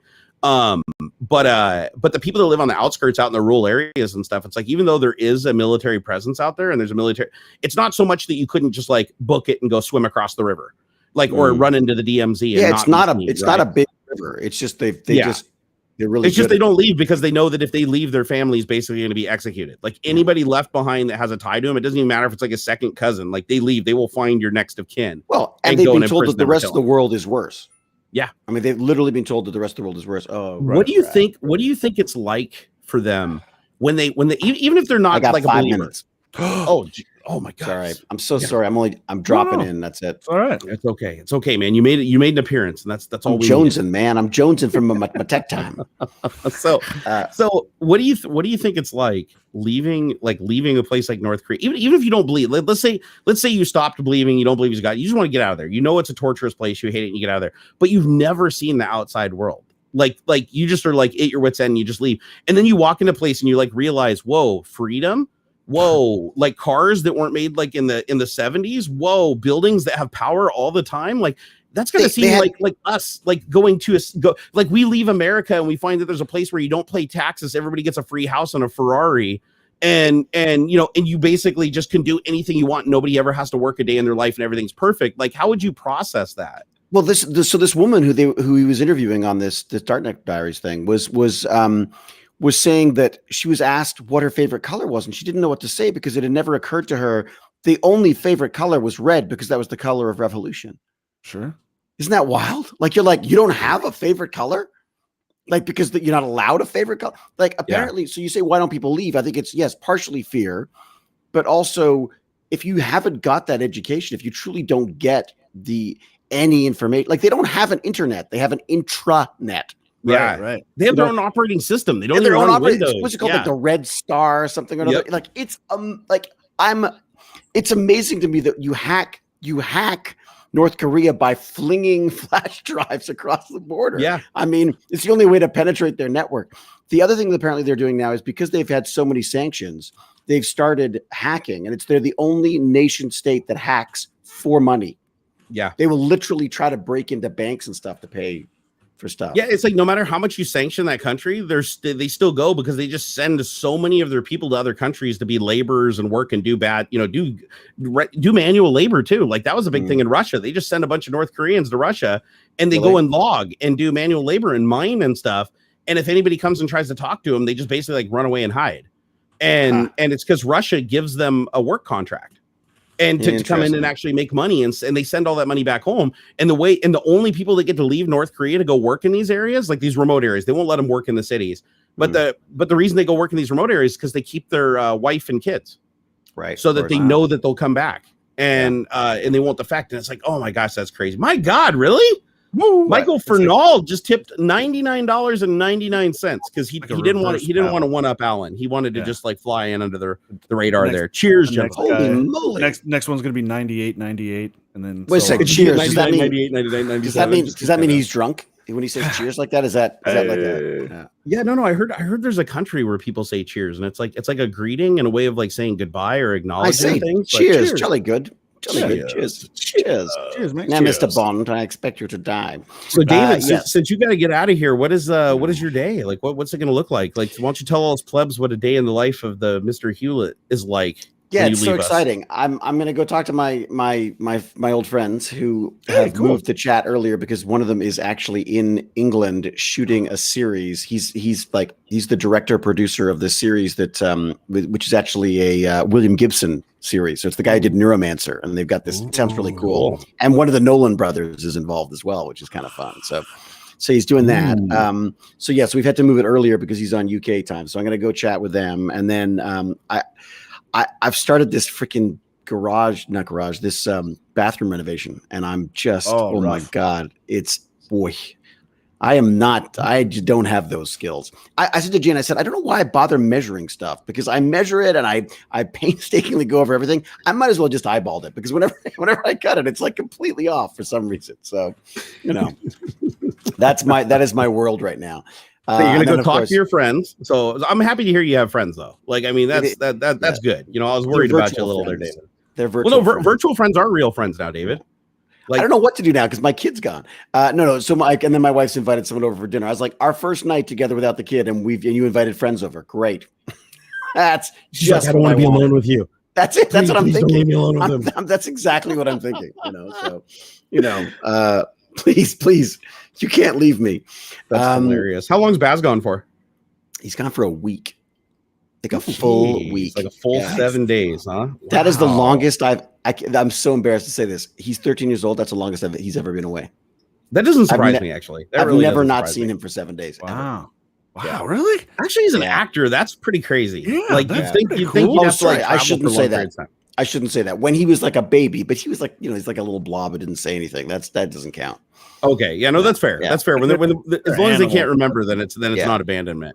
He's like a he's like a little mini bag of chemicals. That's not. Yeah. Well, you know what? He's gone for 7 days. So go into your phone and block his phone number, and see what it's like to live the good old days for 7 days, and let him sweat it a little bit. So when he comes back and you give him his video games back, he'll actually appreciate it.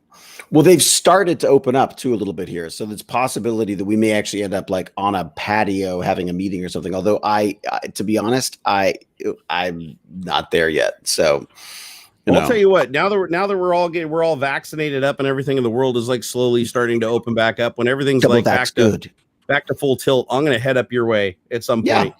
And I'll bring the fam with me. Absolutely. We'll hang out and do something because I gotta meet the man, the myth, legend in person. Well, we gotta. I mean, we could even maybe meet halfway sometime. That'd be awesome. That'd be awesome. Like maybe like an LTX Expo or something if they get that going again. That'd be cool. What's the LTX Expo? So Linus Tech Tips does like an expo thing. It's actually a really good event. Like every time I've gone, I've actually had a really good time. But it's just a technology expo. With like mostly centered around computers. Nothing and stuff just like that. About it. That sounds freaking perfect. I love it. It's awesome. And basically you just spend a couple of days hanging out with a bunch of people and going and getting smashed drunk and eating good food. It's good time. I do notice that the geeks can drink. That is, or maybe they can't drink, but they do drink. Yeah, you can also like bring your own computer too, and like they have like a big LAN party that runs like all day. Cool. I don't know if they go all night. I think they close it down. Like it's not like PDX LAN. That's what we need to do. We need to get you and Baz down for a PDX LAN when they start that back up. That is my favorite. Like my favorite. Basically, they just open up a giant freaking space and just there's tables, computers, and Ethernet. And you bring your computer, you bring your monitor, and you just game for like 2 days straight. Oh wow! All through the night, like till like 3 a.m. and they open back up at like 9 a.m. in the morning every single day, and you basically just game all day in your pajamas or whatever, and then just go back to the hotel. Our friend Cal used to do that. I think Cal, who's on our mods on our stream, is I think she was talking about sleeping under a desk or something when she was doing all the gaming used to stuff. do that, but they can't now. They won't. It's like fire hazard or something. The fire marshal shut that down. And you can bring your kids and everything. Like a lot of people, like they're one of my friends, Mike, he brings all of his girls with him, and they all line up and take a whole table and set up all their monitors. And everybody can game with everybody. It's so much fun, dude. It's actually one of my all-time favorite events. So why don't we just set one up? We should just like host one. Just a big LAN party somewhere. That'd be cool. Somewhere, yeah. That'd be neat. It's really difficult though. Like the one thing I learned about PDX is the logistics are a nightmare if you go beyond like 12 or 15 people or whatever. Then you have to worry about like switches, networking loads, making sure that the internet connection is like well balanced and everything. Like they figured that PDX LAN has figured all that out over the years and years and years that they've held it. And they're really, really good at it. Like coming in and setting up. It's like you get there, you just plug your stuff in and go. It's really well set up. I mean, and I've seen like a Tech Syndicate. They did LAN Syndicate, which was basically like a PDX LAN that they set up here in Washington once. And I went to that, and there was like they had a lot of networking problems and like teething problems. You could tell like the first time there was a lot of things they didn't anticipate, and they spent a lot of time planning the event, and they still. Not everything was right. They didn't anticipate that like everybody was going to come in. Their Steam libraries were going to update over their 10 gig connection, and it was still like way too much. And people's download speeds were so slow; it's taking like 8 hours for people to game. So you really, really have to do your homework and like figure out how to give the right people the right bandwidth at the right time, and make sure that people aren't like their background like torrent shit isn't like firing up and going and using up all the bandwidth in the background for like services that they're not even thinking about. So they've already figured all that stuff out. But yeah, it's in they usually hold it down. It's not in Oregon anymore. It's in Washington now, right? It's like on this side of the border. They call it PDX LAN because PDX was Oregon's airport where it was. Yeah, now it's like 11 miles north here in Washington, and so it's only for me. I think it's only like a 2.5 hour drive or something like that. 2.5, 3 hours, something like that. Not even that. For you maybe. For me, is it still near the airport? It's about 11. I think it's about 11 miles or no, it's more than that. It's like 20 minutes. Yeah, it's like the Cowlitz County like fairgrounds. Like that. And Cowlitz. Yeah, that's exactly where it is. So, but I could hop a plane over and then. Yeah, the best bet would be to go to fly into Portland and then drive up. I freaking love Portland. Portland's. I gotta say, because we used to drive up and down the coast, right? to when because I was living in Vancouver. I was working in Vancouver on Stargate, and then we lived in LA. So we would drive up and like so at the end of the season we would drive back down, and then at the beginning of the season we drive up, and we'd make like a week out of it, and just had the best time. And I always loved Portland. Portland was just I don't know something cool about Portland. I love all the little indie food places. Yeah, I don't know if the Voodoo city Donuts is just behind it or what. So was that Seattle, dude? Voodoo's that's around. Portland. They're all over. Was Voodoo? They? Oh, is it Okay. all over? Oh, okay. I thought that was I've only Portland. ever had them in Portland. Right? I think Oh that's my the main god. They had the one that's where I had my first bacon and maple on a donut. That is a great donut because that's a Canadian. I would have thought that'd have been Canadian. I would have thought, but you know. And what about you guys? How's everything else? How's life with with you lads? Surviving. Pretty good, I guess. Yeah. Yeah. Surviving. How's the pain management stuff? It actually isn't getting any worse, which is good for a change. Like it was heading downhill like really bad for a long time. So now I'm getting up and I'm moving around a little bit. So that's encouraging. But I've lost so much muscle in my back now. It's like I just got to take like little stints at getting up and moving around and getting back down. So that's a little bit annoying because I used to be just such an active person. You know, it's like even as a big guy, I was always out like doing some hiking, riding bikes, snowboarding and stuff. And it's just now everything's just atrophied out because of the nerve problems in my back. So it's going to be an uphill road, but VR has been very helpful. VR, like every day I go throw on my little Quest. I put my little in-ear monitors on with like crazy bass or whatever and fire up Beat Saber. And I just go until I drop and I got to crawl back to the bedroom and just covered head to toe in sweat. So it's a good workout. You got to get a Quest too. Come on, David. I know. Gimpy G thinks I'm going to throw up. No, you won't. Yeah. You won't. Yeah. All right. Just get one. No, everyone I talk to has nothing but good things to say about it. It's really neat. Have you got? I'll tell you what. If I'm you don't just saying VR in general, like actually, I've played, it probably costs more to send it to you. I was going to say I could just send you my Rift S. I've got one. No, right here doing nothing. That's very kind, but I think honestly, trying to send anything across the border is such a nightmare. You know, I got the quad stick. Like I remember I was talking about doing that with. I've got it here actually. I got that sent to me. The freaking guys at the border charged me almost 25% in duties and processing fees. What the hell? What? That's the freaking Canadian American border just ripping people off. Man, what happened in NAFTA? I thought that kind of thing wasn't supposed to happen. It's such a man. I don't know. It's a joke. The nappies. We're gonna have to start running coyotes into Canada to like get you guys hardware. Yeah, hey man, you want a quad stick? I get you a quad stick.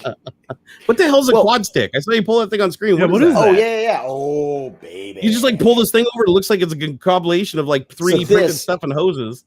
It is. So it's basically a sip and puff mouse. So you can move your mouse, and then you can control your. David, your I knew you were lazy, but bro, come on. Isn't that cool? So, but cool. we got a deal, right? For like, so Gimpy G and I both have one, so we could do what we call face gaming together. And then the idea is to get big YouTube stars like you guys to come in and game with us with these things, and then we'll donate them after. Like you can sign them and donate them after to people who actually use them. Slobber face on that thing, man. We would clean them first. Who's we? Who's we? I ain't doing that. Gimpy G. Hey, I'll send him to Gimpy first, and then he can clean them. Well, they actually have separate mouthpieces, so you can actually just pull the mouthpiece off, and then it'll all be. I'd be happy to do that. I would be happy to do that. Wouldn't that be cool though?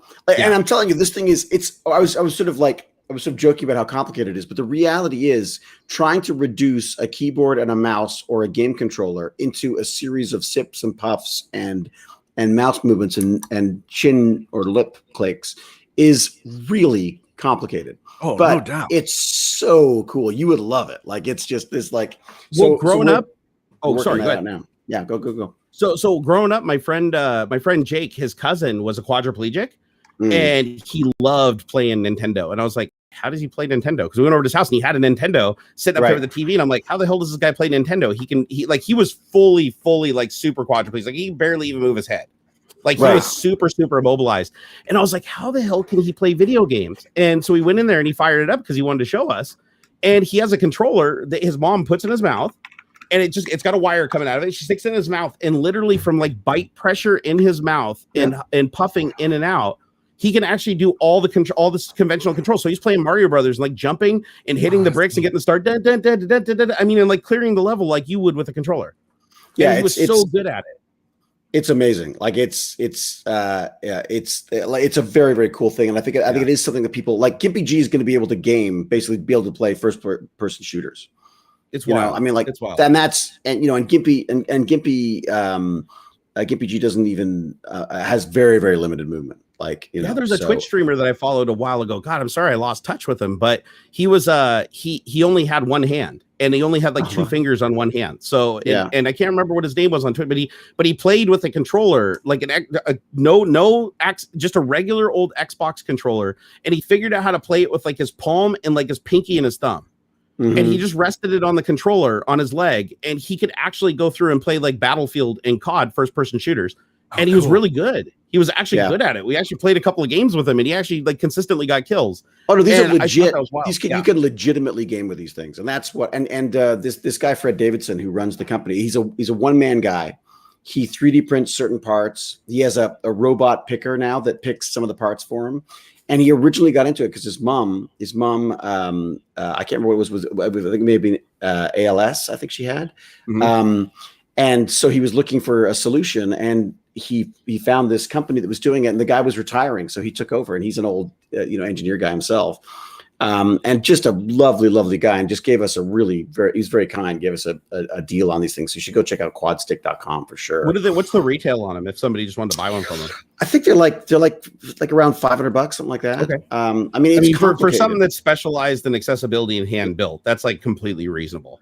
Well, I just love the idea of getting familiar with configuring it and using it so that we can start setting it up for other people. Like once I can teach the tech bandits how to do this, then they can go on and start setting these up for people all over the place. Because you could also, it's not just for the PC, right? You can use them. There's an adapter that I think MPG has that's that is a USB. Basically, it's for cheating in video games. But it's But it will convert your movements into little scripts, and so you can use this to play PlayStation. I have one of those. I haven't used it in ages, but from Xbox 360, I bought that thing. Kronos or something like that. You plug it into like a keyboard and a mouse, and you can have script, and it scripts it to a controller. I need to get one of those too to play on the console, but I don't do a lot of console playing. So, all right, David, I know we've kept you way past when you need to leave, so I'm gonna get you out of here since I know you can't. It's hard to do it on your own. So get out of here, dude. We will see you next week. Hopefully, block Baz on your phone. Trust me. Like, kid needs to learn a lesson. You got to teach him a lesson. So block him. I want photos. He should block me to stop me from texting him. Hey, bud, how you doing? What you up to? What are you doing? That'd be hilarious. It's like, what do you mean there's bears? That's my new one. As we're leaving, the guy says it's only black bears. I'm like, what? What the hell? What do you mean? They're the little ones. It's okay. All right. I'm sorry I couldn't stay longer. No worries, man. No worries. If you guys want to see David and his live streams that he does for Tech Bandits, all of the links are in the video description. We all have our own things that we do over on Twitch. All those links are in the video description, so check that out. And you guys can see David throughout the week. Wait for next time. That's for sure. No way. I enjoy hanging out with you guys more than anything I do by myself. It's fantastic. Well, maybe not everything I do by myself. I have more time, frankly. Oh God, I don't want to know that. Well, that's the image I want to be left with. Yeah, definitely. All right, David, all right, guys. Thank you all. All right, everyone else. Bye. Thank you, chat, for looking after these lads. Later. See you, bro. I'm not going to use the mouth stick for this. 20 minutes to. Oh, maybe I can. What's it? Do it. Move it. And he's dialing in. And there he goes. Look at that. He blew us off. He literally blew us off. The puns are strong today, folks. That's great. I want to thank Douglas Pocknett Jr. Thank you for that $19.99 super chat. You guys are being super generous today. We really do appreciate it. He said, coffee for you three gents. Hell awesome. Yeah. We like coffee. I mean, as a matter of fact, I'm out. It's like one of my favorite things. I love coffee. God, just imagine what life would be like if hang on. Those goats never ate the beans, right? So if you guys didn't know, that's like how coffee was discovered. Is some goats were literally eating the coffee fruit and the beans, and then they were getting like really, really spunky. So like some monks were like, what would happen if we like brewed this fruit into a stew? Like, and so they literally made like a stew. It wasn't even coffee at first, it was a stew. And they ate the stew and they were like, oh my God, this is like amazing. And then they just refined it over time into, okay, well, let's just skip the stew and just like steep the hell or, out of these ground up roasted beans and figured out how to like over time maximize the caffeine yield that they could get out of them. It's just crazy. It's wild to think that it's like that never, like if that never happened, the goats never ate that. It's like nobody wanted to eat those things for some reason. I don't know. Maybe coffee fruit's like gross. I've never had it. But apparently that was a plant that they were aware of existed, but nobody ever like ate the fruit off it or cared to eat the fruit off it. So, and they certainly didn't eat the bean because the bean was like the pit of the fruit. So you'd eat the flesh and you wouldn't get any caffeine from that, or at least no notable amount of it. So it'd be like you eating an apple. It's like, you're not going to eat the seeds, right? You're just going to spit them out. So that's what it is. And so they figured out, oh, wow, if you eat the seeds of this particular plant, you actually get all jacked up. Stimulants are not really healthy for your heart, though. I mean, that's a fair statement. I mean, any kind of stimulant, anything that raises your heart rate or puts additional stress on your heart isn't going to be good for you. But there are pros and cons to everything. So, like, for instance, in the case of people that have low blood pressure, stimulants can actually help them. People that have high blood pressure, stimulants aren't the greatest. Like for me, I'm not sitting here trying to say coffee somehow is like saving my life and like making it easy on my heart. But coffee does have, other benefits. Like, oh, sure. One of the biggest ones, though, is like fatigue. Like that's one thing that stimulants do help with is fatigue, mental and physical. So, and as a matter of fact, that's why they prescribe them for ADHD, right? Sure. So stimulants are used for treating lots of different disorders, and not just coffee. Like coffee is self-medicating. Like even back when I was at Microsoft, I drank 8 to 12 cups of coffee a day. Yeah, and it was because I was self-medicating. And then as soon as they put me on Adderall, which is the ADHD medication that I've been on for like the last 11 years, when they put me on Adderall, now I drink 1 cup of coffee a day. And so that's all I need. It's like, that's enough. So I wasn't drinking 8 to 12 cups of coffee a day because I really liked coffee. It was because I literally needed that amount of coffee to be able to like achieve my goals and stay alert and be on top of things. But then when I had the Adderall, I didn't crave coffee nearly as much. I still love it. I still enjoy it, but it's like I only have 1 cup a day. Like I don't need it. I don't feel like I need it. But that's addiction for you. Woo, addiction. Woo. We're all addicted to various different things. Hey, everybody's got their thing. And like, that's even true. Those folk who are like, oh no, man, I only drink water, blah, blah. Like if you really kind of look, they're like snorting Coke.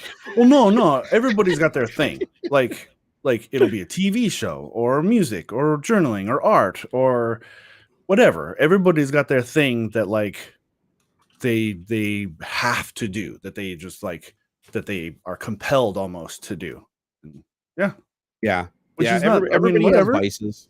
Whether it be food, whether it be drink, whether it be drugs, whether it be, I mean, it's basically what life is for us. Because I've said this a lot, even on my Twitch stream, is that our environment dictates a lot of stuff that we do, and our environment is really artificially created. So a lot of the things we have to do are artificially created too, to like cope in that environment. It's like, we're not just like running around in nature, like, chasing after gazelles and stuff like that, keeping our bodies all super in shape and keeping our minds sharp and living on the edge of stress and high blood pressure where we literally die at 40 because every day is just hunt and don't be killed.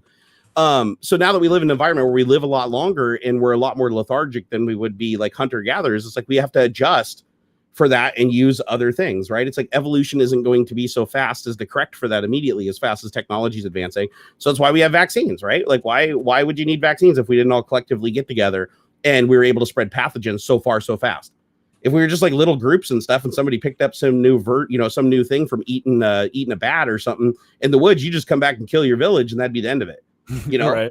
It's like now that doesn't happen because like you eat the bat, you get on an airline, fly to another country, hit up a meeting, infect 10,000 people there, 10,000 people there, and it just becomes like a mass pandemic. So that's why you need artificial things, like vaccines, and nature can't correct for that quickly. Same thing with like caffeine and stuff like that. It's like, why do we seek stimulants? Why do we get addicted to things? Mm-hmm. Because they actually do at first improve your life. That can change. That can absolutely. Oh. What the hell is that? What's this Alan guy doing, man? So thank you very much, Alan, for another $100. But I also, something about this question just kind of like poked me like a rose thorn. Dude, he says, how long will it be before web development doesn't suck? And this was 10 years ago now or so, I did a full stack web development. It was part of mobile development, but I did full stack web development in the sense of just HTML5, right? Yeah. The HTML, CSS, and JavaScript. And it's easy. Web development is stupid easy these days. Like it's easy, it's powerful, it makes sense. Everything. I love that they separated everything out. Because like I dabbled in HTML when it was still HTML 2 or 3. Yeah, same here. I was like, in 2000, I was a web blink developer. Tag was still a thing. All Marquee. Right? Yeah. And man, HTML5 is the shit. It's awesome. It's this close to being a full like programming language on its own. It's great. I don't know what you're saying about it sucks, but it works. It's great. I like it. So let me I actually agree with you on all points there, but just to play a little bit of devil's advocate to you, because I think I know where Alan's coming from here, is that because web development has become so complicated and it isn't just HTML, now you're incorporating elements like CSS, JavaScript, and there's actually coding involved both server side and client side, and it's not just downloading an HTML document and rendering it to some very simple standard. You have a lot of compatibility issues between browsers now. The HTML5 standard isn't implemented uniformly between. It's getting better though. It is. I agree with you 100%. It's way better than when it started, like a million times better. But the problem is now is if you're a web developer, you have so many different technologies that you're using for so many different things. Like you might be using C# for the server side, ASP.NET stuff, or PHP, and then client side you're using the JavaScript and the CSS and the HTML. True. And then some browsers don't display things properly. Other browsers display it. The more complex it becomes, the more incompatible it becomes across mobile devices and hardware. And I think that's probably where he's coming from, is it's not so hard to create the thing at first, but it is increasingly difficult to get it to actually do what you want on everything. Like have it consistently like on your Xbox browser, on Safari, on Chrome, on Firefox. I don't know, man. There's a lot of really good frameworks too that make it. If you're going to do it all from scratch, yes, it is. What's the name of that framework that everybody? It's literally every website on the internet uses. Bootstrap? No, not Bootstrap. Starts with an N, I think. Oh God, I can't remember. There's a framework everybody uses. It's just that you just include Node.js. Oh, Node, yeah. So if you just include Node.js in your project, it basically has a million search and replaces for all the different browsers. Yep. So all you do is you just use like one of the APIs, and Node.js being included will automatically runtime replace them with whatever your browser is. And that actually works really good. Like Node.js is amazing. So, and there's other ones too. So I see a lot of websites that you go to. Visual Studio does this automatically. Like if you just create a web project in Visual Studio, at least last time I created a web page even years ago, it was it would add like Node.js and like 2 other Microsoft frameworks that would basically they were just millions of browser checks. Like you'd open it up and it'd be like if Chrome, if Firefox version this or below or this version or above, and it would just basically inline replace your APIs and change some variables and change some values so that the rendering would look the same on every single browser. And I remember I'd include that because I'd go create some really, really like complicated client side event driven thing that was tied to the back end with a C#. Basically the C# was running server side code that was feeding HTML to the client, and then the JavaScript was basically unrolling it into the controls like a live website, and it would not work under anything but Microsoft Internet Explorer. Wow. Like that's the only thing anytime somebody used Chrome, anytime anybody used Firefox, Safari, and they loaded the site, it would just literally shit the bed sideways. And that's when I learned, go in and just add these like 3 frameworks, and it fixed everything. I didn't have to do anything. Didn't have to change a single line of code. It was awesome. But I don't know. Did he elaborate in chat here? I'm curious. I'll scroll through here. The tools for he says the tools for orchestrating it tends to not be so great. Sure. Yeah, and see that's another problem when you're working with so many different languages and so many things together. Is it's like having an IDE that seamlessly connects them is pretty difficult. Like even Visual Studio doesn't do a great job. I can't remember what IDE we used. I think it was like similar to Notepad++. It was something similar to that, but it had tabs. Like you had your HTML tab, you had your CSS tab, and your JS tab, so that you could keep your pillars separate and have a better visualization of like IntelliJ.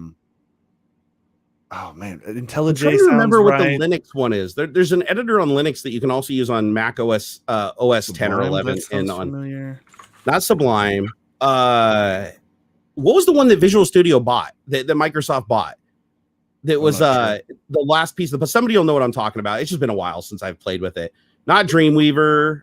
Not Dreamweaver. Get out of here with that nasty Adobe stuff. Nobody uses Dreamweaver anymore. That's like using Front Page to make your freaking website. Get out of here. Damn it. What the hell was the name of that? This guy coming in with the Dreamweaver. That's funny. He's trying to be jokes right now. No, front page they implemented a long time ago, but no, there was a Xamarin. That's what it was. Right. Xamarin. You remember that? No, was it Xamarin? That's not familiar. So Xamarin is an IDE that was like standalone for developing on Linux and like Mac OS, but then Visual Studio actually integrated. So Microsoft bought the company, I think. They integrated into Visual Studio, and the Visual Studio basically got all of the features of Xamarin, and that was a game changer. I remember when Xamarin came in, that made like everything work. Like you could implement, like you could even write Objective-C in Visual Studio with Xamarin, which is something you couldn't previously do because it wasn't even a Microsoft technology. And it gives you IntelliSense for everything, like even JavaScript. And the cool thing is, not only does it give you IntelliSense, it gives you like cross-language IntelliSense. So you can be like in C# for server side, you can be in JavaScript for client side, and as long as they're within the same project, it will link back and forth. You can right click and say, okay, follow this event back to the server. And then this is the code that runs on the server. And then this is what the variables will look like when they go through all the translation and get to the server and vice versa. So you could like step through your stuff going to the server and going through the client at the same time. Made debugging really easy. Because holy crap was deep. Oh, that's another thing. I forgot about that completely. Is Alan, when he said, when will web development doesn't suck? Debugging web development used to be really, really difficult. And Visual Studio made it really easy now, because you used to have a debugger connected to the binaries running on the server. You had to have a debugger connected to the stuff that's running client side. And then usually it was multiple debuggers. You had to have a web browser F12 into the JavaScript and HTML encoder. And then you had to have something connected to the actual process that was run. Like you had to have like a debugger connected to the browser. So you were debugging the browser, debugging the web page in the browser, and debugging the server side process that's handling the like the ASP.NET stuff. And I remember that was a nightmare to set up. But now Visual Studio just ties it all together. So you just hit F5, and as long as you have access to the server that it's running on, or it's hosting local on a fake server or whatever, you can debug the whole thing. You can debug server side, client side, and just step through it back and forth. And Visual it's seamless. Studio is freaking awesome. I wonder what you use to develop in. Hey, Alan, what IDE do you use to develop in? Because I'm guessing it might not be Visual Studio, because Visual Studio makes the web development debugging side like really easy. Good. At least last Visual Studio across the board is just awesome. I still think it's in a world of its own. There's so many people that rip on Visual Studio and say, "Oh, Visual Studio isn't that great," and it does have problems. But the thing is, I have yet to see any other IDE, and I've used them all. I used all the way back to Borderland, C, C++, Turbo C, Pascal. I used back in the day, I used to use like Notepad and the Wacom debugger. So I've done everything from like the low level to high level. When you use Visual Studio with IntelliSense enabled across all the different projects and in the debugger, especially the Visual Studio debugger is phenomenal. It simplifies so much stuff, even for just standalone dev work and emulating on devices. Like you can debug an app running on an iPhone, for crying out loud. You can emulate like an iPhone and tie into a debugger that'll go through and debug on a Windows box. Like I've done that. And I think I was using a VM as the intermediary, but I was like, the fact that it could do stuff like that, it just made it like infinitely useful to me as a developer. Like I would not use another IDE other than Visual Studio, which I mean definitely limits my options. But I feel like there's nothing that I've ever done that I couldn't do in Visual Studio easier than anything else. Although I never did Python, but I'd imagine that Visual Studio now has Python and IntelliSense too. I'd be shocked if it didn't. Yeah, they must. They do. Let me see here. So, okay, I just want to make sure that we got everything. Yeah, we got all the super chats. Yes, I want to make sure I stay on top of that.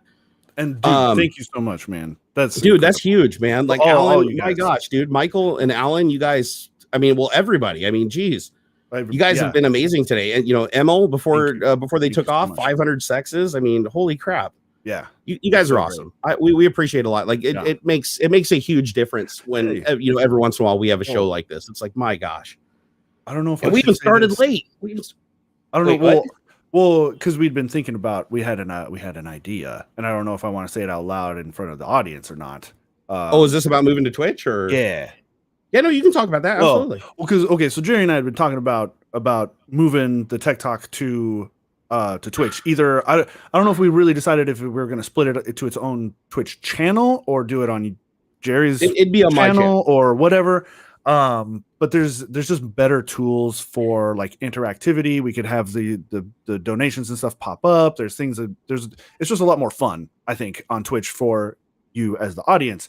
And I guess my point was like whether the audience would enjoy that or should we try and keep it separate? Because I also know these live streams are ruining Jerry's like analytics on YouTube because they do. It's like diluting the pre-recorded stuff because I think it treats these live streams as if they are new videos being uploaded, kind of. But yeah. No, that's the one thing like YouTube was doing is they basically you record a 3-hour live stream, it reverts into video, on your channel, and then the analytics treat it as if it's a standalone video, which means people have to watch it for 2.5 hours to get the 90% retention instead of like a 10-minute video, which most people will watch at a high retention. And so it ends up like dragging down searchability of the old videos and stuff like that. It ends up just hurting the stats like across the board. But it wasn't something that I was really concerned about. But the thing that bothers me is if it keeps continuing down that path, it'll eventually get to a point where you guys even have a hard time even knowing when this live stream's live. Like it will just keep progressing downhill. But if I stopped it and I moved the current VODs for the live stream off to another channel, we moved to something like Twitch, it would stave that off and YouTube would stop punishing the channel. So yeah, it's sad that they do that. It's like I still can't really wrap my head around why they do that, because they don't even really suggest live streams that much in the app. Like if you go to YouTube or whatever, or the webpage, and you say, oh, I want to see what videos are in my recommended feed for the people I sub to, it rarely shows the live streams. Like that's something that usually doesn't pop up unless it's something that you watch regularly. And so, so the fact that they treat it like a regular video in respect to the stats and stuff, it's very annoying. Yeah. It's very annoying. And I know people have, loyalty to their things. Like some people would be like, oh, if we moved to Twitch, they wouldn't watch because they don't like the Twitch. And they'd rather be on YouTube. And I totally get that. I understand that there's always going to be, some people that won't come and some people that do, but it's something we've been thinking about because we just have a lot more control on Twitch. And Twitch doesn't punish the channel for having long streams because Twitch is a long format streaming service. And tips and or donations. They don't take nearly as much. Go straight to our pocket. If you guys go through PayPal or whatever, it goes straight to us. Where YouTube takes a third of the super chats. Yep. So that's part of it too. Is like because I think we really started talking about it that month where we had. It was like 3-4 guys like battling it out, and we made a pretty good chunk. But then, like once we got to the point of like distributing it, it was like holy fuck. They took 40%. We could have made, and that just goes. That's like taxes, and like we could have made a heck of a lot more. And your support, the audience's support, would be more significant that way. Yeah, plus Stream Elements broke their connection to the YouTube channel. That's why I can't have the pop-ups on screen that's like thanking people for super chats and stuff like that. And they can't fix it. I've talked to their dev team and they're like, sorry, you have to delete your entire Stream Elements and start over from scratch. And they don't have an ability for me to back up my scenes. Yeah, it's ridiculous. And so they're like, oh, just create another YouTube channel. I'm like, I'm not going to do that, guys. Yeah. Like, are you kidding me? I do still think it ought to be its own channel. Just for there's a reason I'll tell you offline, but there's a reason why I won't do that. Oh, all right. So yeah, no, I don't want it to be a standalone channel because I'll tell you offline, but it has to do with like the statistics and the growing it and actually having enough people watching it in the beginning. And it's like, no matter what my following is, if we start a brand new channel, it's going to struggle really, really bad. Trust me, I know, because I've created Cargasm, which is my second YouTube channel.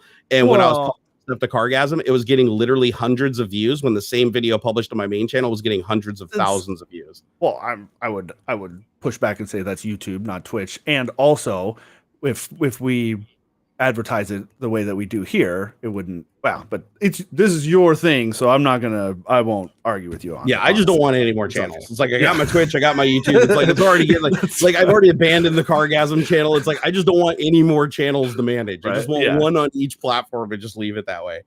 See, Jabba the Hutt says, I don't even know you had another channel. Yeah, you can't drag people to another channel. It is really difficult to do. It takes a lot of time. Like hell, Mr. Beast has one of his alt channels that literally like videos are getting under 1,000 views a month. It's like Beast Philanthropy or whatever. And he like promoted it in like every video that got like 10 million views, like head on over to Beast Philanthropy or whatever. And it's like for the first month, it only got like 1,000 views on each video. And I was like, these are Mr. Beast videos. Right. And he's having that much of a hard time like actually moving the audience around. So it's unfortunate that it's that hard to do that, but people tend to just stick with what they know. It's like it's really hard to get somebody to be like, oh, I'm going to click on a secondary and third channel. It does happen though. Some people do it successfully. Like I've seen some people that have like, channel 1, like Veritasium 1 and Veritasium 2 and 3 and stuff like that. So it is possible, but then that just becomes like a nightmare management thing for my brain. Miss Liz said, please everybody drop a like. We would love that actually. Oh yeah. Tell your mom. But just a heads up, it's something that we've been rolling around. So at some point we'll give you guys lots of heads up before it happens. We'll tell you in multiple streams before we move over. But we are considering actually moving over to Twitch for like a various number of reasons, because Twitch rewards me for streaming there, where YouTube punishes me for streaming there. We get to keep more of the tips. We get to put notifications on the screen, and we have way better moderator tools for like interacting with the audience and like managing bots and stuff like that are coming in and causing problems. So which we don't really have a huge problem with here. Surprisingly, that's one thing that we don't really deal with. Is I can't remember last time we had a bunch of bots come in here and just start raging. Oh, yeah. So at least YouTube's been pretty good about that because they used to suck at it horribly. So something they did actually made a difference. But YouTube's still really bad. Like if you look at the comments on the video, it's like the top comments on every video now is like, go to Instagram. My friend unlocked your iPhone for $20. It's amazing. Oh my God, this person got pictures off my ex-girlfriend's phone for $10. It's like, that's the top comment on like every video now on YouTube because they just create thousands and thousands of these fake Instagram accounts, then link to them through thousands and thousands of comments. And then the bot networks that take over all the old accounts just start like botting each other to move them to the top for most relevant comments. Right. And YouTube for some reason does not fight back against it. They could.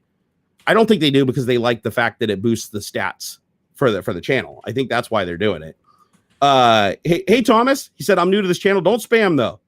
Thomas, don't spam, but I'm glad you're here. Welcome, buddy. And after your timeout, just don't spam anymore. Yeah, don't do that. I saw a couple of them, and then, dude, yeah, it just started like he's like a whole page. He's like, wallet text, I'm here, I've arrived, everybody, I'm here. Yeah, no, we got to time those out and delete them.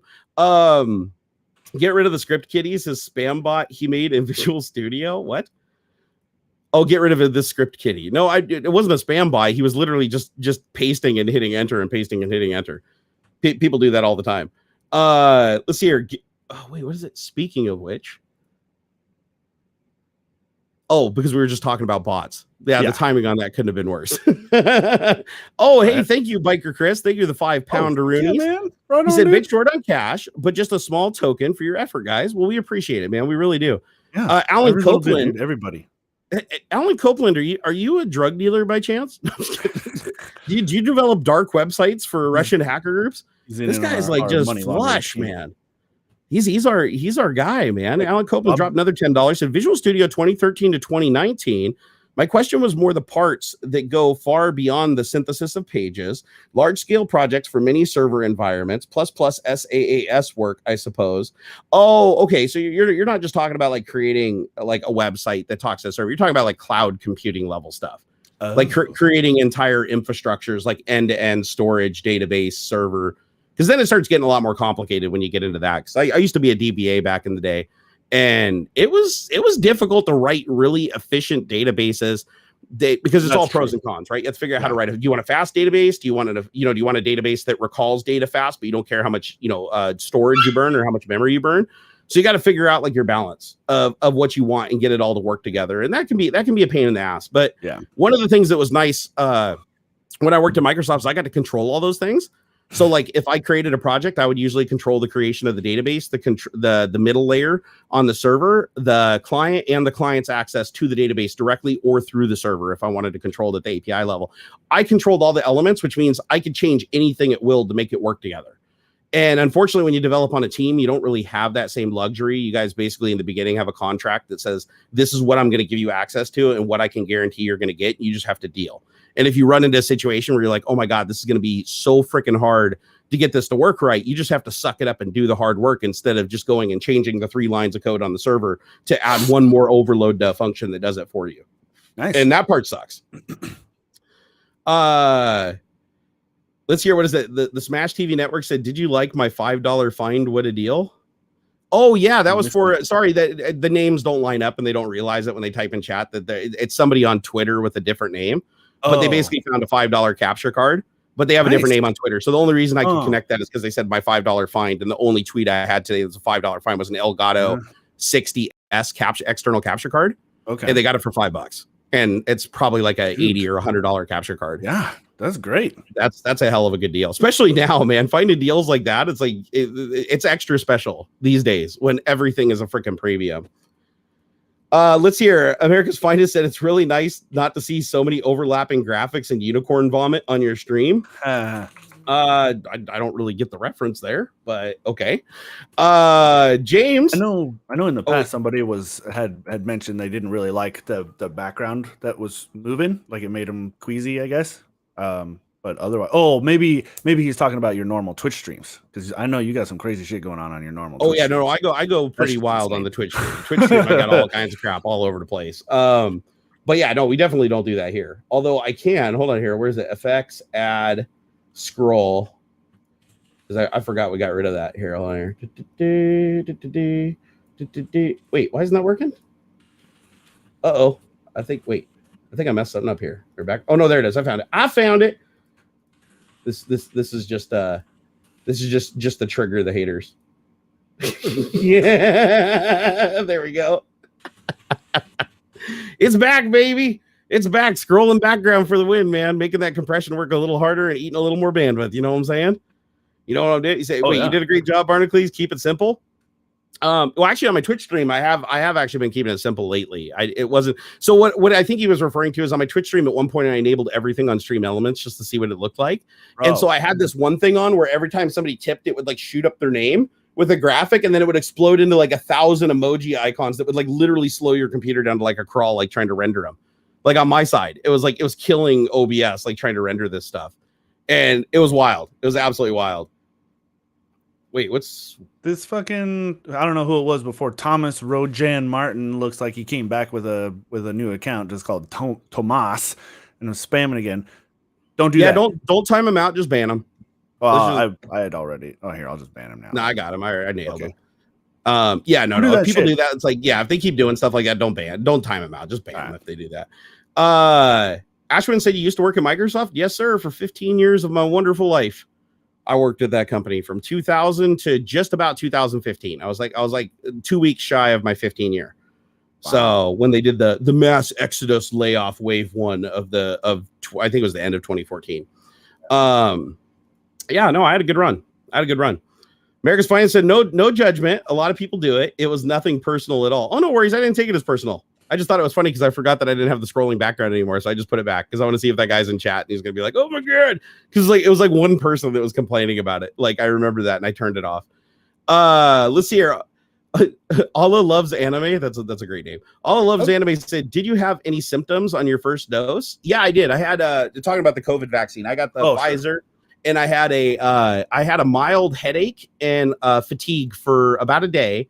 And then the second day I had noticeable fatigue. Like I was really tired and it was just 2 days and it was over. And then the second shot was exactly the same. No worse, no better.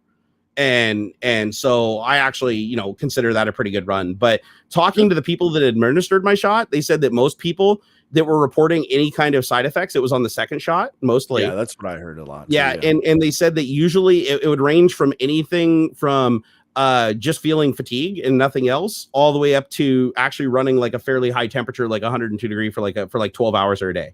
Yeah. And so, but they said that they administered over 10,000 shots a day at that location. And they said, and they held everybody for 15 to 30 minutes to see if there's any adverse reactions. And they said during the entire thing, they didn't have but one person that had an adverse reaction.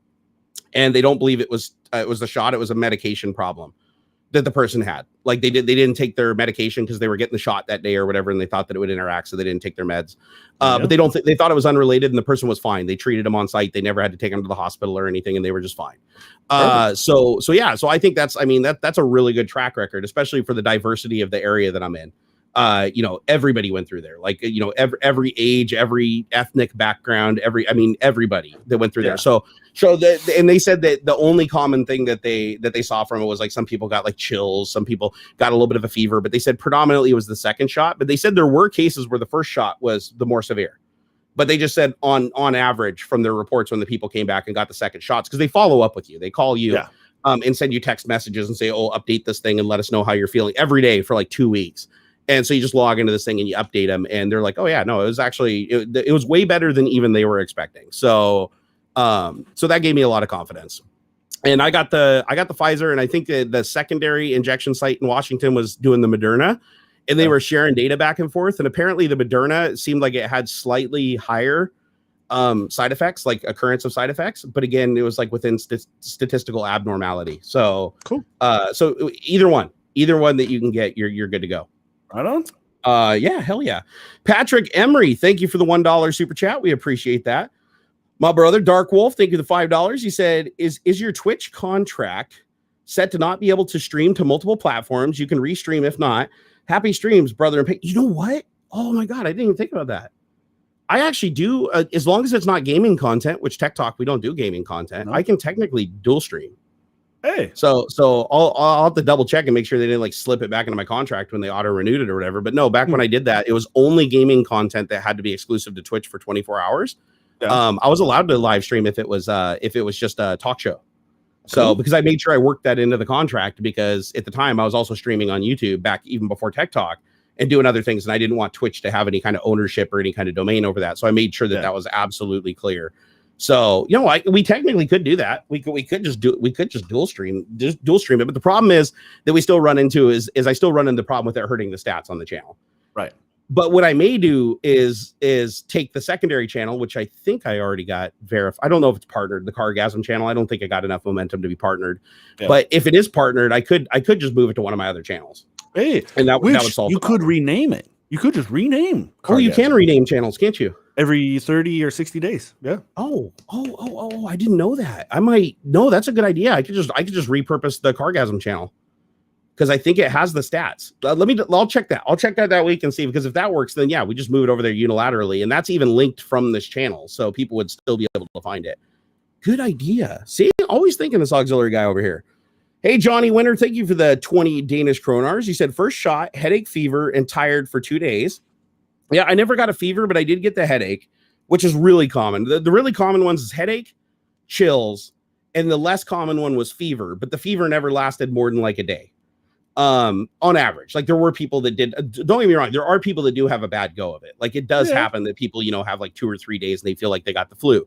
You know, it does happen, but they said by and large most people didn't have any symptoms. That, like, even I was considered in the group of not an average. Like I was still above average that I had the symptoms that I had. They said that the vast majority of people that they inoculated didn't even experience anything but maybe light fatigue.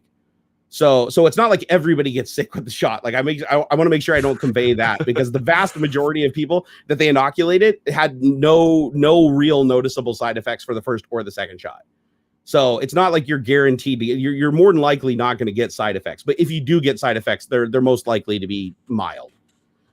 Damn, Alan. Thank you so much. Alan's just over here, just like Alan's our ATM of the day. Alan Copeland, thank you for that support, dude. Seriously. He said, used to be a car dealer at a casino. Oh, there we go. Now we know where all the money came from. He's digging it up out of his backyard. He said, but not the other kind. Self-taught programmers have great chance of thinking outside the box. Caught your other streams on Twitch TV. Dude, well, thank you. I appreciate that so much. We both do. And self-taught programmers are actually really, really, really valuable to companies. They absolutely are, even today. It's hard to find them in a resume stack because so many people are formally trained these days through college education. But if you can find that diamond in the rough, like self-taught developers that have a lot of code uploaded to things like GitHub and stuff like that do a lot of, you know, just trial and error stuff, they tend to be outside the box thinkers. And you always want those on your team. Like when you're building a dev team, you always want to make sure that you have formally trained developers that can just follow an Orange Book standard and just lay down, you know, just boring code. And then you want to have that, you know, developer or two in the side pocket that are the outside the box thinkers that can kind of balance out the group and be like, listen, there are some other ways that we can do this that are much faster, maybe a little unorthodox in thinking outside the box, but that's exactly what you need. Yep. So it's really good to have a team that's diverse. That's one thing that I know is like pretty common with all development teams. Is like my development team at Microsoft, we had one guy who was like raging Asperger's, but like massive God kernel mode full stack developer, right? like formally trained and his entire life dev, right? This is the guy that you go to if you just want like the straight, this is by the book, how you do things at any point in time. And then I was the opposite end of that spectrum on the team, where I was the guy that was never formally trained and I was basically just self-taught developer in my life. And what I did is I would actually go through and find alternative solutions to counter his that could be implemented in a much shorter period of time. And then we would work together to find a middle ground. Yeah. So we'd go into conferences and we'd be like, listen, you give a little, I'll give a little. Here we can cut the budget down on the development to this by doing it this way. We ended up giving up a little bit more resources to make it happen, but that's acceptable. It's within our budget. Let's do it. And that was cool. That was really cool, because the problem is when you get too many I don't know, what do they call them in the UK? The boffins, right? You get too many of the smart scientific guys in the room together that are all formally trained and speaking the same language, and you end up just getting a bunch of pushback saying, "Oh, that's not the right way to do it," or "No, we can't do that with those resources," or "No, it's there's no way to do it unless we do it this very specific way." But there's something blocking you from doing it that way, and then you get the guys in the room that are all just like raging ADHD backyard, coders.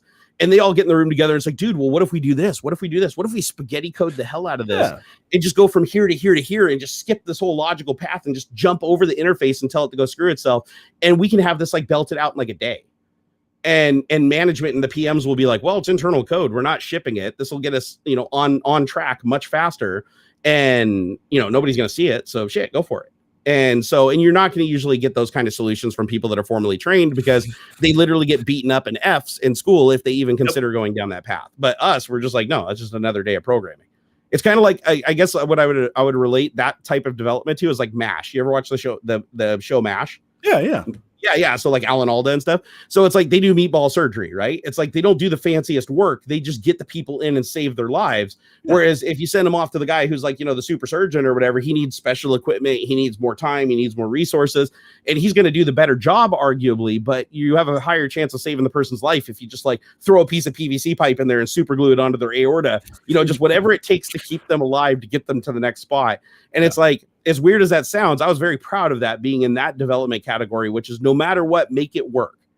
Like, make it work. It doesn't matter if you have 3 completely incompatible entities. Don't go lay all the groundwork to figure out how to make them all follow some standard. Instead, just break all the rules of physics or the physical universe. Just break all the rules and make it work. Yeah, exactly. Get it done.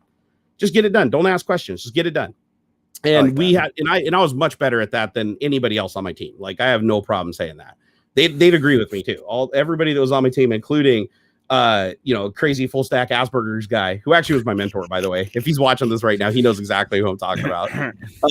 He was super genius level.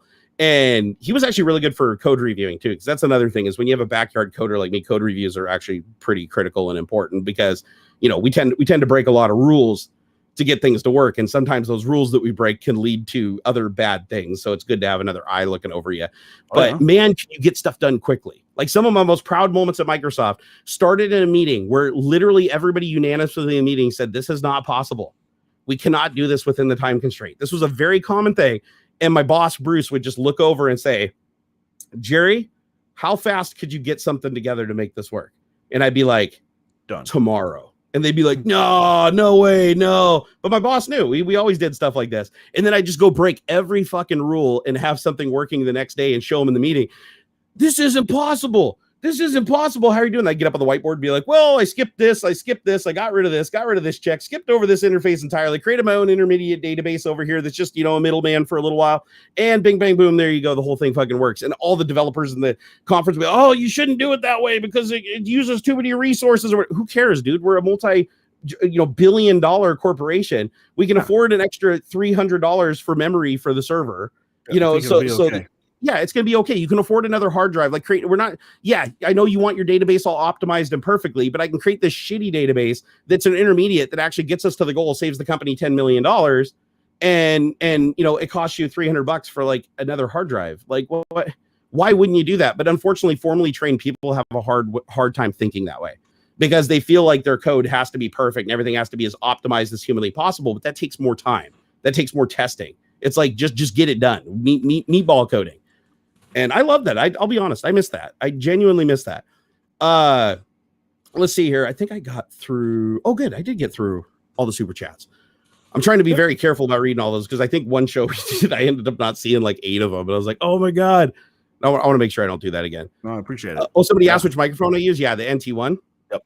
Yeah, no, this is one of my favorite microphones, but you don't need a microphone like this, honestly. Like, listen to AuxxZillary. He sounds as good as I do, and he's on an AT2050, right? The one I gave you. Yeah. Mm-hmm. So, which is the 2020, just with a little bit more features. Yeah, it's just got like more pickups on it or something, right? Yeah.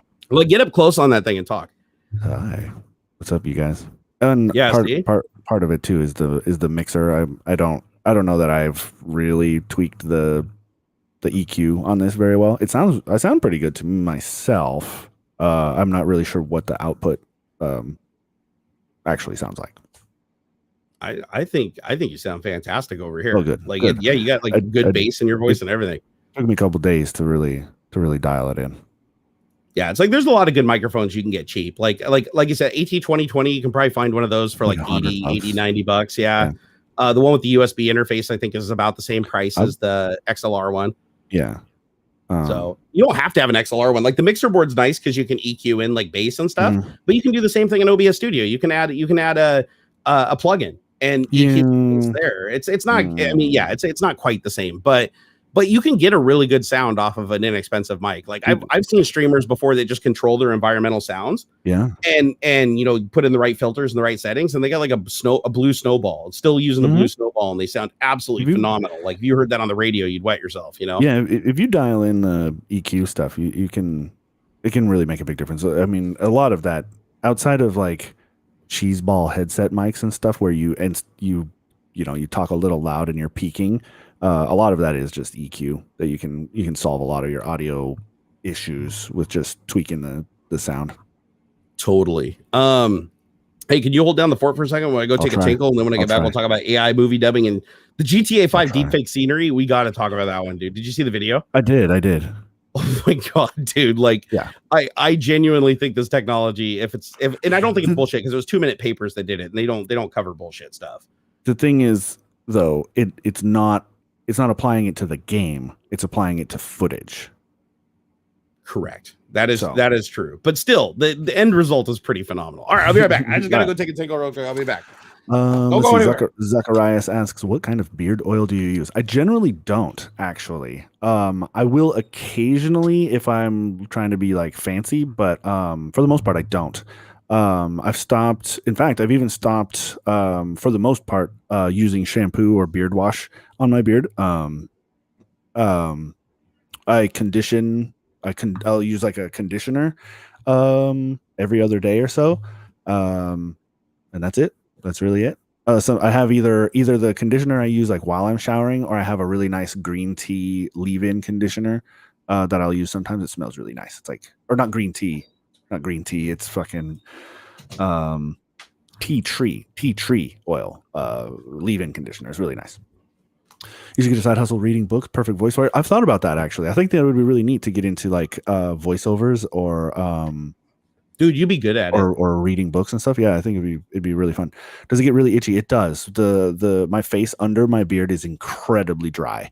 The beard stuff, or your beard hairs pull the oils out of your face. Yeah. Super. I didn't know that. So your face is like pretty itchy behind there?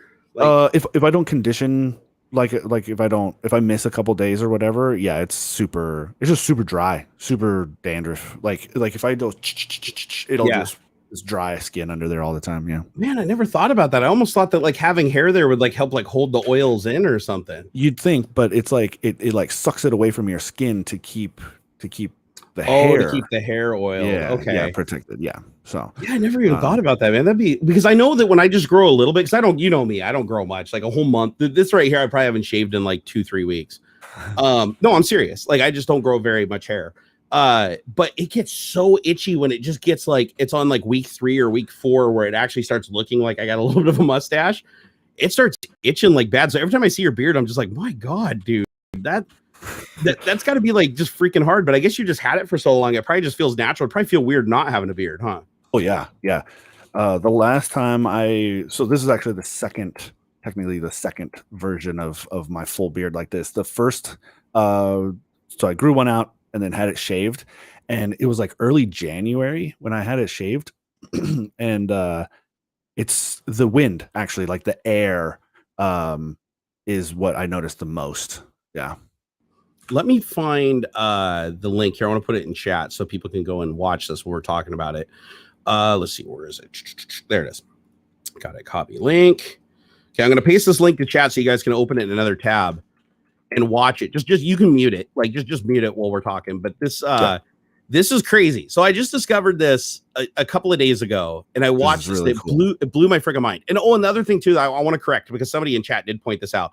It actually isn't just using the footage from the game. That wouldn't be possible. It's actually using the game engine and doing depth mapping of the AI generated textures to the objects. Because if you watch the video, there's a place in it where they actually do show the mapping and the 3D mapping of the stuff, and that's how they're doing the light projection onto the textures. That I thought was for how they trained the AI model. There's like a scene where it's like pink and green, and there's like people outlined in red. That's the data set for the model, the AI model. That's not being applied to GTA.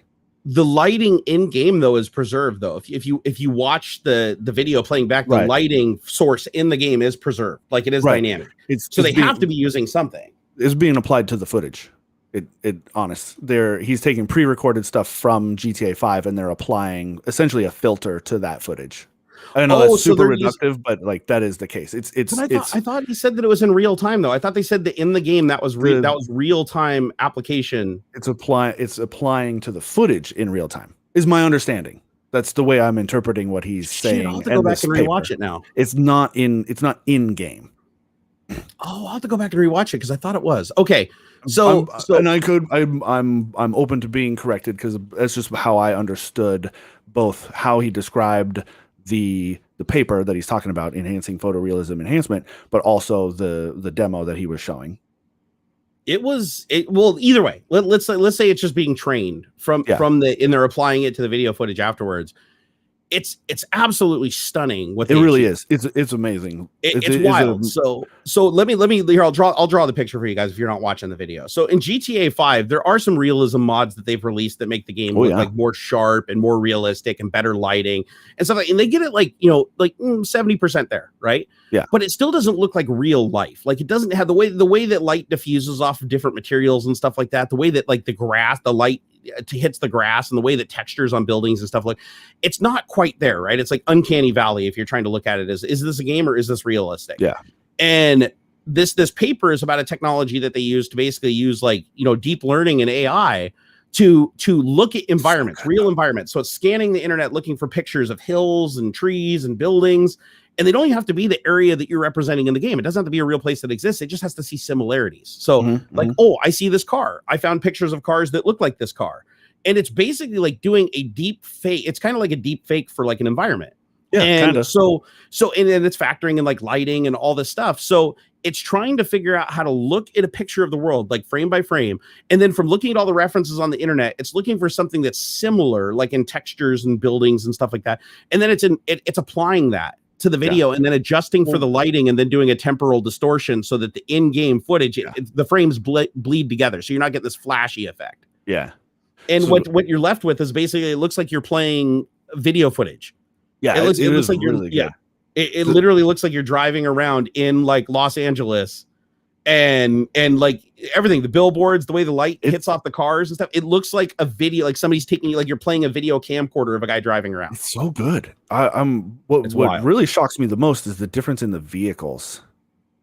Like the original GTA 5, like it looks a little cartoony kind of, right? It's that they're not trying to make it look like real. It's like life. oversaturated and it's like pop, right? Man, you swipe that thing over and I'm like, dude, that could be the road looks real. The back of this bus, like that could be the car next to this bus. Like it looks better. It looks real. Like I could see that walking down the street. Yeah, if you took a screenshot of it and posted it on social media, people would think that was actually like a picture that you posted of an area with like kind of a shitty camera. Yeah. Right. It would look, because it even has like the blue cast that the lighting creates on the human eye. Right. It doesn't correct for it, but they could correct for it at the end. They show how they could do that. What I didn't like is during the video, some of the footage he's using the before he gets into, what do they call it? The Mapillary Vistas one. It's so washed out or like gray. And like, I felt the same way. I know that I know video games will oversaturate and stuff, make things pop and whatever, but even still, like it looked like a shitty camera with really bad saturation. Like the color correction, even like the basic, like like you said, the camera is shitty. It's everything's so gray and unsaturated. Like they're sucking the saturation out, and that, man, that's what kind of almost ruined it. At the But end man, of the video, though, they correct for it. Did you see that? with the other data set, the mapillary. Yeah, they vistas basically take like the and oversaturated data set and then color correct it back, and then it looks like somebody color corrected movie footage. Dude, and that makes it look more like I'm watching a YouTube video of somebody driving around LA. Like, yeah, that's you know what the great. weird thing is though is it's if you look at the before and the after side by side, the thing that you notice the most is like the little things, like the grass being flat, like a texture on a flat surface versus the grass popping up and looking like every blade is there. Yeah. And the texture mapping on the trees, where the trees, you can tell they're like, you know, they're polygons, but then when it maps the right texture to it, it literally looks like a real tree with like leaves and the way the light's going through it and everything. Cause it's taking a photo and skewing it to the world. And it's just like, my gosh, if you could do that in real time, which I know in the paper they said they were doing it real time. A bunch of people are saying it wasn't real time. So maybe it wasn't. Maybe we're not quite there with the processing power. I think it was applying the effect in real time to the footage. Yeah. It's not real time in game in engine. What if I'm pretty sure. So what if in the future, like a game developer, right? Instead of adding it as a filter that goes and does the machine learning, I think they just bake it into the game. So they do the learning as a part of creating the world. They do all that texture overlays, and then they could do small corrections and stuff. The artists could go through and like correct for effects and things, and then they ship it. But then the world builders don't have to worry about like making it look absolutely photorealistic. They just get as close as they can, and then they let this AI take it to the next level, bake it in, and then you download the game with those textures. Yeah, I think that's kind of where they where toward the end of the video, that's kind of where he was like forward looking, where the game developer would do like 25%. Like, you don't need high res textures and stuff. You could do it you could not bake it in, but the legit textures and whatnot are low quality. But then during gameplay, you could apply this AI almost upscaling, kind of like DLSS almost, where it's doing it, you know, that way. It doesn't have to be done beforehand. That would be awesome, dude. This is game changer stuff, though. Like, just seeing it, it's just, I could, because that's always the dream, right? Like, I remember when I was a kid, I was like, oh man, someday games are going to be so realistic, it's going to be like real life. The only thing that kind of worries me a little is, could you imagine like applying that technology to something like Battlefield and actual like pictures of humans and stuff, and you end up with something that's so realistic it just gives you like raging PTSD, right? Like, I could totally see that happen. Like you take Battlefield, where it's like just enough uncanny valley that it's like, okay, it is a game, right? Your brain can separate it. But could you imagine being in VR with like full depth perception? You're like shooting people, and it's like real people that were AI learned off the internet and like projected on to these bodies, and they're just getting like torn up by machine gun fire. I think it'd fuck you up if it got too realistic. So that's one of my biggest fears, is like stuff starts getting like so realistic that it actually, because I mean, there's already people that get PTSD from even games today with like the graphics the way they are. Just imagine if they were like fully realistic, because your brain might also start like interpreting that and storing it differently. And you may even start like having dreams about it and stuff and be like, oh my God, did that really happen? That kind of creeps me out a little bit. But this actually leads into another AI learning technology, the other topic we want to talk about. I'm sorry that David's not here for this one, because this is one of his suggested topics. And I looked through this and I was like, holy shit, this is cool. Yeah. So one of the neat things about like DeepFake technology is you can take somebody else's face, and basically you take a bunch of pictures of them. It studies the pictures of them. It figures out how to blend them and apply them to the face. You're basically taking thousands of pictures of somebody, applying them to the face, and you can actually get somebody's face to perfectly align with somebody else's face, and it looks like them, right? And then it uses blending at the edge and everything, and you can actually get something that is perfectly photorealistic, and especially at lower resolutions is indiscernible from the person. Yeah. And it looks great. Well, now they're using like a different technology, which is basically AI that studies the face, creates a 3D model, which is what DeepFake already does. Like, DeepFake creates a mesh, and it can take the picture and bend it and morph it to that mesh. So if their nose is a little wider or their eyes are a little bigger and stuff, it can adjust for those features. Now what they're doing is they're creating a mesh of the face and changing the lip movements of the character. Just like in DeepFake, you know, they can open the mouth and you can see the teeth of the original person, but the mouth of the person you're DeepFake, it's really creepy. They're moving the mouth of live video in movies to match the dubbed language.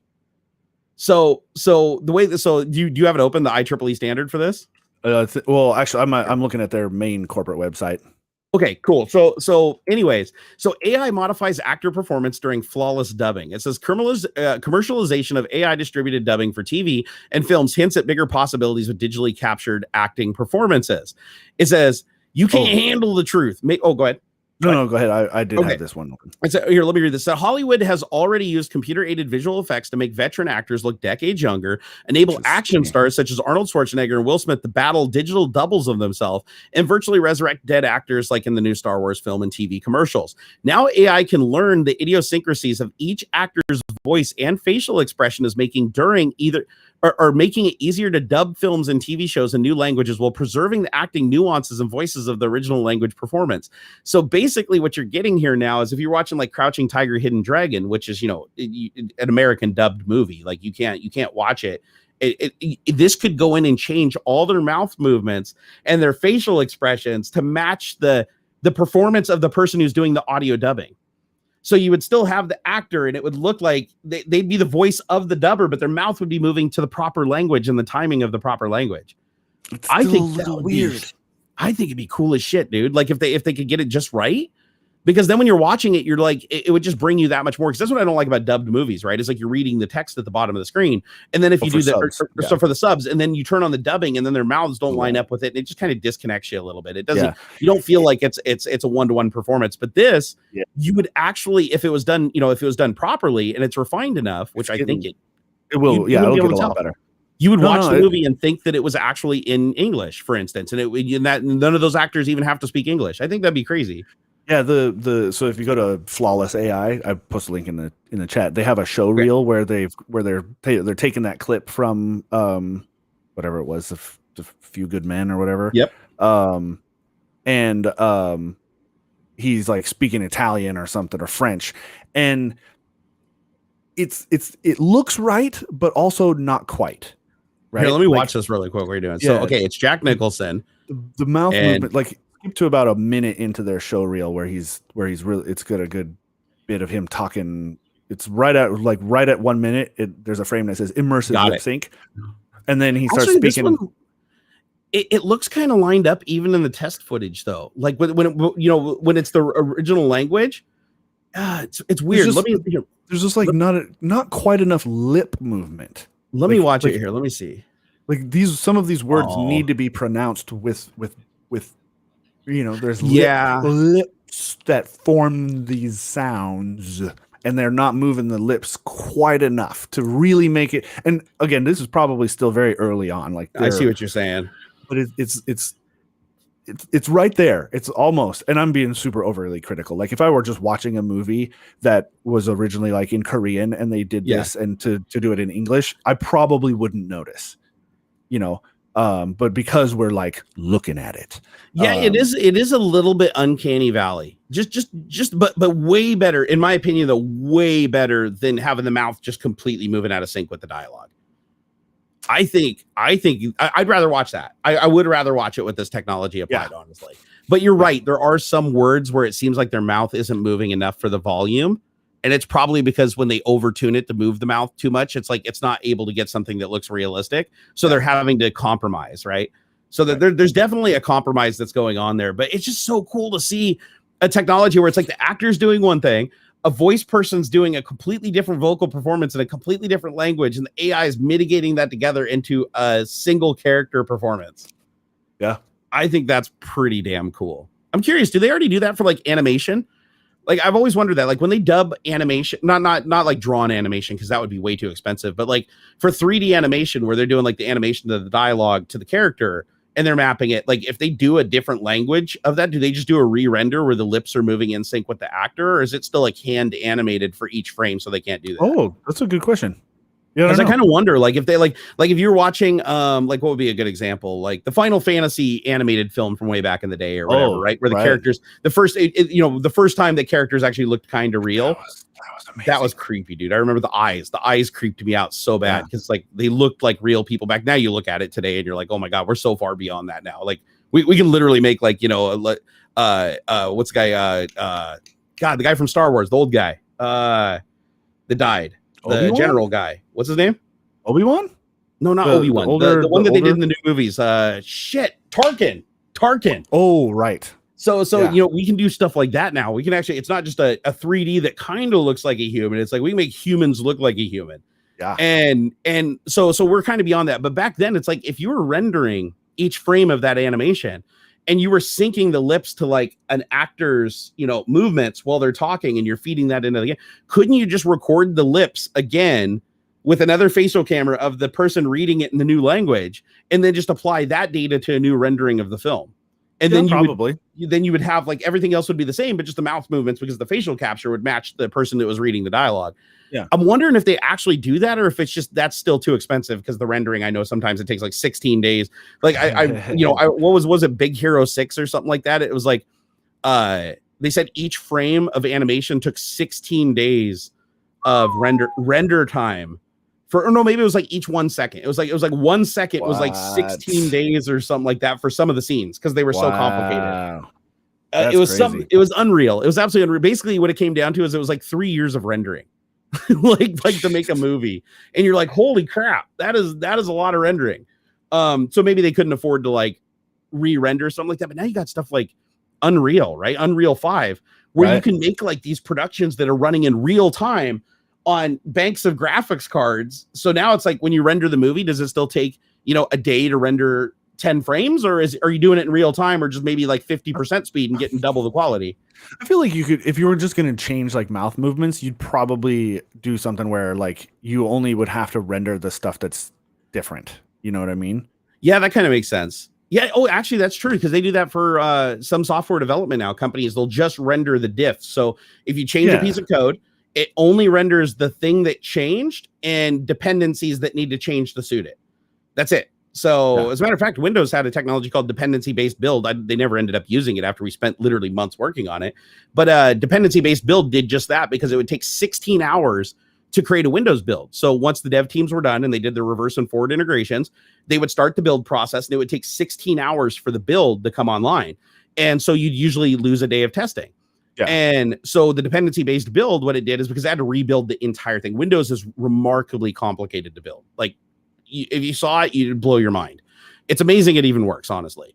And so that system is so complex and so delicate that you have to you have to build the entire thing every single time you make a change. You can build a private binary and inject it, but you couldn't test that as a whole product because there's too many differences. So you build the whole thing every time. So all the binaries get re-signed. So what this dependency-based build did is, let's say I go in and I change a line of code in Win32DLL. Then what I can do is I can rebuild Win32DLL, and then I can take all the binaries from the previous build that are untouched, copy them over. And then what I go through is re-sign all the binaries with the new date and the timestamp of the new Win32DLL. And I have a new build that's supposedly indistinguishable from a full build. However, because the system was so intricate and there were so many unknowns because of how long, I mean, it's literally 30 years old. They basically found that the standalone build still had differences. And we could never get to the bottom of why there were still differences in some of the binaries when just like a single change was being carried over and we're pulling the binaries over. Like, what was happening during compilation that was creating unique scenarios from code that hadn't changed. Right. And it was very bizarre. We never got to the absolute bottom of it. So they never trusted the system. And they were like, we'll just use this for like, if you need to test a change in a single binary on a single machine, you could do this really quick as the developer, but it was never a feature that was enabled for actually building Windows. And instead they just ended up doing what big companies do. And they just bought huge banks of machines and farmed it out so that you could build a build in like 15 minutes across like 30 or 40 machines. Yeah. So very, very interesting stuff. Wow, we started a little bit late. Yeah, this isn't bad. We can go. That's fine. Let's see here. Hold on. Alan Copeland, thank you for the $5. He said that GTA 5 work seems to use more than just raw game footage. I believe it also uses depth mapping from the game engine itself. Yeah, that's what AuxxZillary was saying, is that it was using the depth mapping to learn, and then it was applying the effect to the video after the fact. Like it was like overlaying it. And I thought that it was in engine. I have to go back and rewatch it, because again, when I was watching, I must have missed some stuff. But I thought that it was actually like mapping the textures in game because it had the dynamic lighting. But as long as it was learning from the game engine, whatever it overlaid should look right. There is, as far as as just completely speculating, there shouldn't be any reason why you couldn't do this, or at least use a similar technique. I feel like, because this is very specific and very focused for one rather particular purpose, and that tends to be the case with these sorts of machine learning like models. The theory is sound, where you could have some sort of plug-in some external third-party thing, or even built into the game itself, that would do this in real time while you're playing. Like the concept is sound, where okay, we have all of this footage, we know what real life looks like, we have a model trained to make, cheese ball, these, my terrible textures and stuff look better, to make them look real. I feel like that you could figure a way of plugging that in, and it's already mapped to the reshade mod previously made by another modder, just less overhead, more realistic. Yeah. I feel like it is something that it could be built into same kind of like I was saying, like DLSS. It's something that needs to be added, or you rejigger your whole thing, or build it with that focus. And it could work. Also, like, what do you do? Like, this is another thing kind of freaks me out about like machine learning and image analysis online, is we've already proved that you can poison the pond. Like you can create a bunch of images that are not representative of the thing that they're telling the AI that it is, and then the AI will slowly start to go, okay, I accept this is a bus even though it's a boat, right? It's like when people fuck with captchas too much and attack captcha networks. You can basically fool them to thinking a boat is a bus, and then that ends up fucking them poison up the pool. What would happen if you created a game like this where on the client side the world was like learning this, and like Flight Simulator, right? Flight Simulator 2020 maps Google images basically as textures onto the real world, and then creates buildings and stuff by extrapolating depth and stuff from pictures, from 2D pictures. And it does a really good job of it in many areas. It fucks up in other areas. Like literally you'll have like bridges underwater, or like the water will be like going up into the city and stuff like that and down the streets. It definitely makes mistakes, but it's like learning like what it should, based on the pictures, what does this most likely look like, but by looking at pictures online and doing the mapping. And what happens in like GTA 5 when, say it's learning and it stumbles across like a bunch of like porn images, and it starts like learning the people naked, or it sees a person and it finds more data to say that a human should be naked than have clothes on, or you somehow a malicious party steers it in the direction of like going down the path of studying like the wrong thing. It's like all of a sudden, do you release a game, and then when everybody gets it, it starts like going up to the server to download the textures or stream the textures like it does on Flight Simulator, because nobody has enough storage in the universe to store the world, right? So it's literally streaming the textures to you as playing. If they did something like that with a game like GTA 5 and it was streaming those textures and it was learning them and constantly refining them, it'd stand to reason at some point, just like Google Maps, you drive by a naked person, or you drive by a crime scene of somebody like, well, actually GTA wouldn't mind. It fit perfectly with the theme, but you know what I mean? It's like, what if something just showed up that literally wasn't there? It's like, would people sue the company? Would they, like, because they created the learning model for it, would the company have a viable defense that it's like, oh, the AI thought that it was this way because it actually was, it thought this by looking at it? Like, who the hell do you sue in that case? Like, who's liable for something like that? Yeah. Oh man, that's tough. Because that's like the deep fake stuff. Like, it's like if you deep fake somebody and you release it, is it the site that you uploaded to, even though you said you were the one that owned it, or is it the site that's hosting it that takes responsibility? Like if there's liability there and they don't take it down under request, like who's legally liable? So like in the case of a video, there's different layers, right? You've got the person hosting it, like they have a responsibility to take down content that is flagged inappropriate or DMCA or whatever. True, but then like say I put out a video that's like, I don't know, and I'm putting it out there as like, oh, this is Gabe Newell saying, oh, Half-Life 3 is coming out, blah blah blah, and there's some I as the creator of that video, I feel like could be held responsible for fraud or libel or something like that, or inappropriate use of the likeness of a celebrity or something like that. But then again, wherever I put that, and then if news people start spreading that around, they're going to be a little liable for spreading false information. But and it's like, how do they know it's not genuine at certain point? Like, once it becomes so indistinguishable, like, how does the site know it's not real? Like, if you just went and took like somebody else's like freaking porn video and put your face on it, for instance, and then you like re-uploaded it like as your own content, it is like technically different. It's like that doesn't really fall under fair use, kind of, but not really. But it is your face, but parody. It is their body. You might have an argument for parody there. For parody, right? And then you have the site itself that's hosting it, and you told them you owned it, then you verify it because you send them your image, and it's like your face is the same, like in the image that you verified with your ID and the image. So they're like, okay, this is fine. Like they obviously own the work, but then the celebrity's like, no, that's my work. And then they show them the original video, and it's like, well, everything else lines up with the face. Like, I just feel like it's going to become like really confusing at some point, or like, the courts are really going to struggle to like figure out where liability is, who's at fault, who is the true owner of the video once it's been modified and it's 50% one person and 50% the other person. Like, it just seems like a really weird like avenue that I never thought we'd go down. Like, I just think that we're in for a hell of a ride, especially like actors and stuff. Like we talked about this with David and previous streams. That's like, what happens when they can literally just render actors easier than having them come in and do multiple takes, and they can just get it perfect every time. So they just have like actors just run dialogue. Then they hire like professional stunt people to just do the entire movie. So you don't have to switch back and forth and have craft service, everything. You just have them in their basement, like rolling around and shit with their little, with a camera on them. And then this engine extrapolates it and puts the actor's body on them, and CGIs in the background. The end production looks exactly realistic as if you shot it in real life. But you're literally just paying an actor for their voice and their likeness, and you're paying the stunt guy to do the performance through the whole movie. Now you got to pay them all a whole lot less because they don't all have to be on set at the same time in the same location. I could see this just getting like really weird. Like the Screen Actors Guild is basically just going to be a bunch of licenses to sell your likeness. Like actors will get to a point where they'll just sit down and read like 5,000 words, and then that'll create a voice template.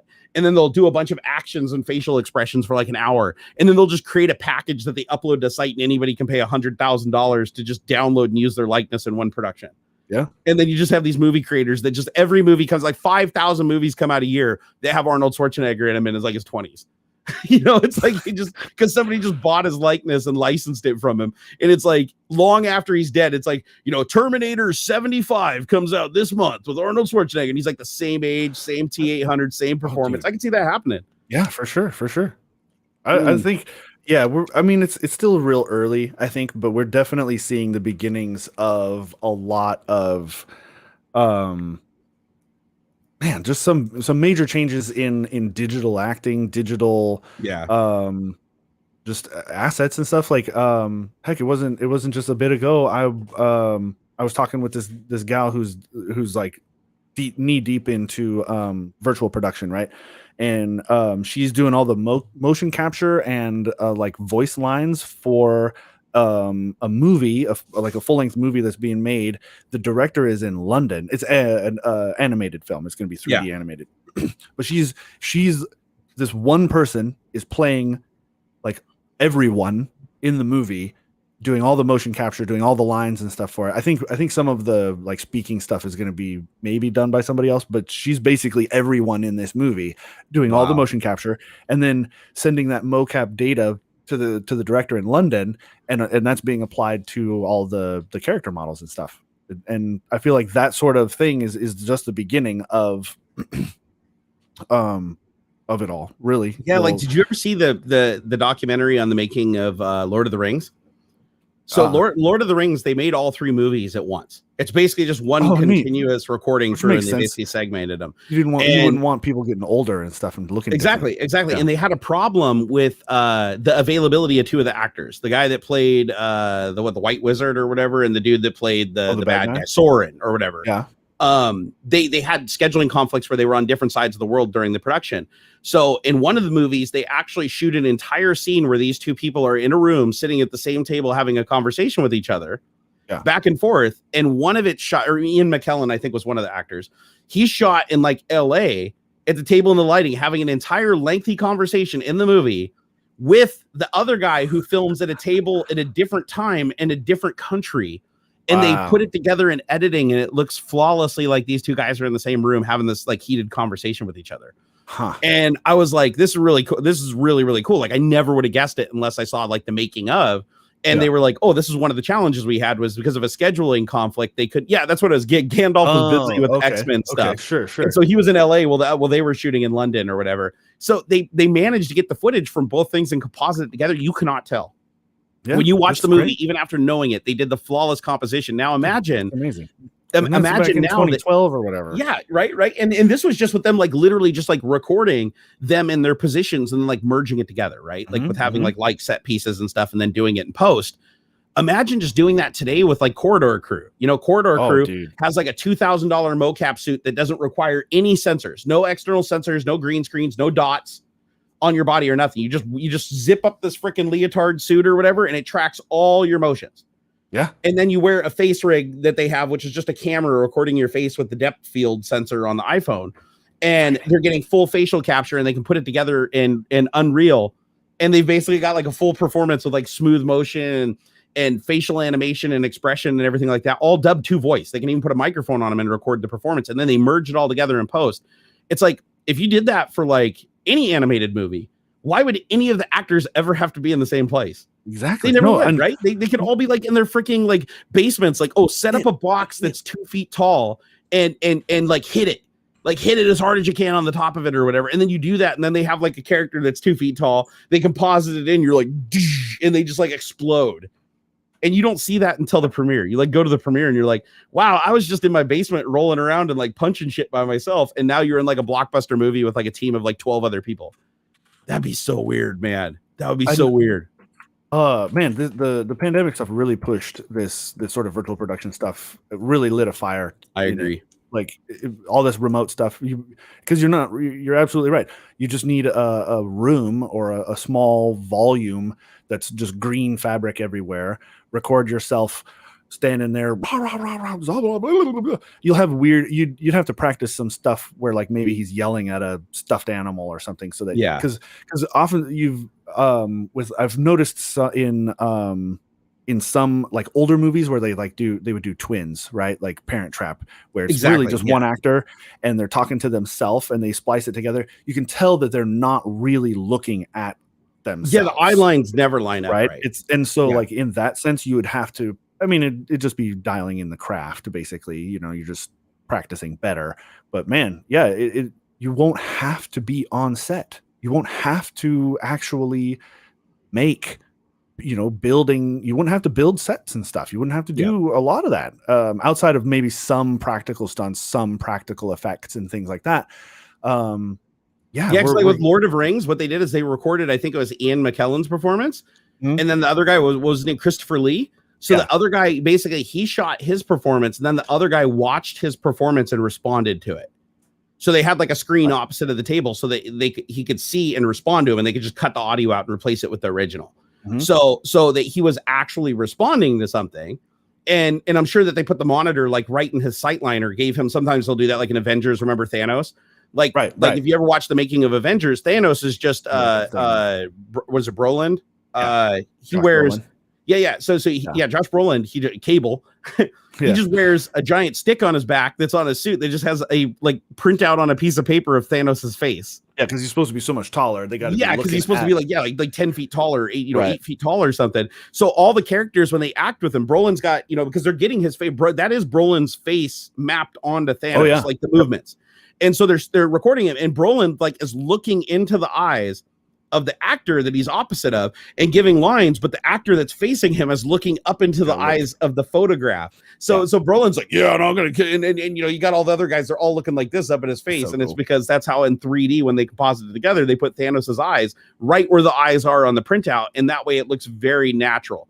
Because humans are sensitive to stuff like that. Even in like, low resolution, it's like you can tell from the angle of the eye and how much white's showing and stuff. Your brain subconsciously knows exactly if they're making eye contact or if they're looking even like to their nose. Like you can tell.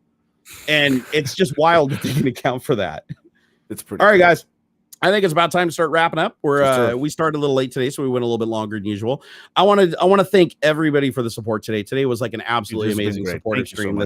This helps us out a ton. You guys don't even know. Huge thanks to Emil Emmett. Let's see here. We got Alan Copeland. God, Alan Copeland, dude. Just we feel like strippers on our first day, man. Just amazing.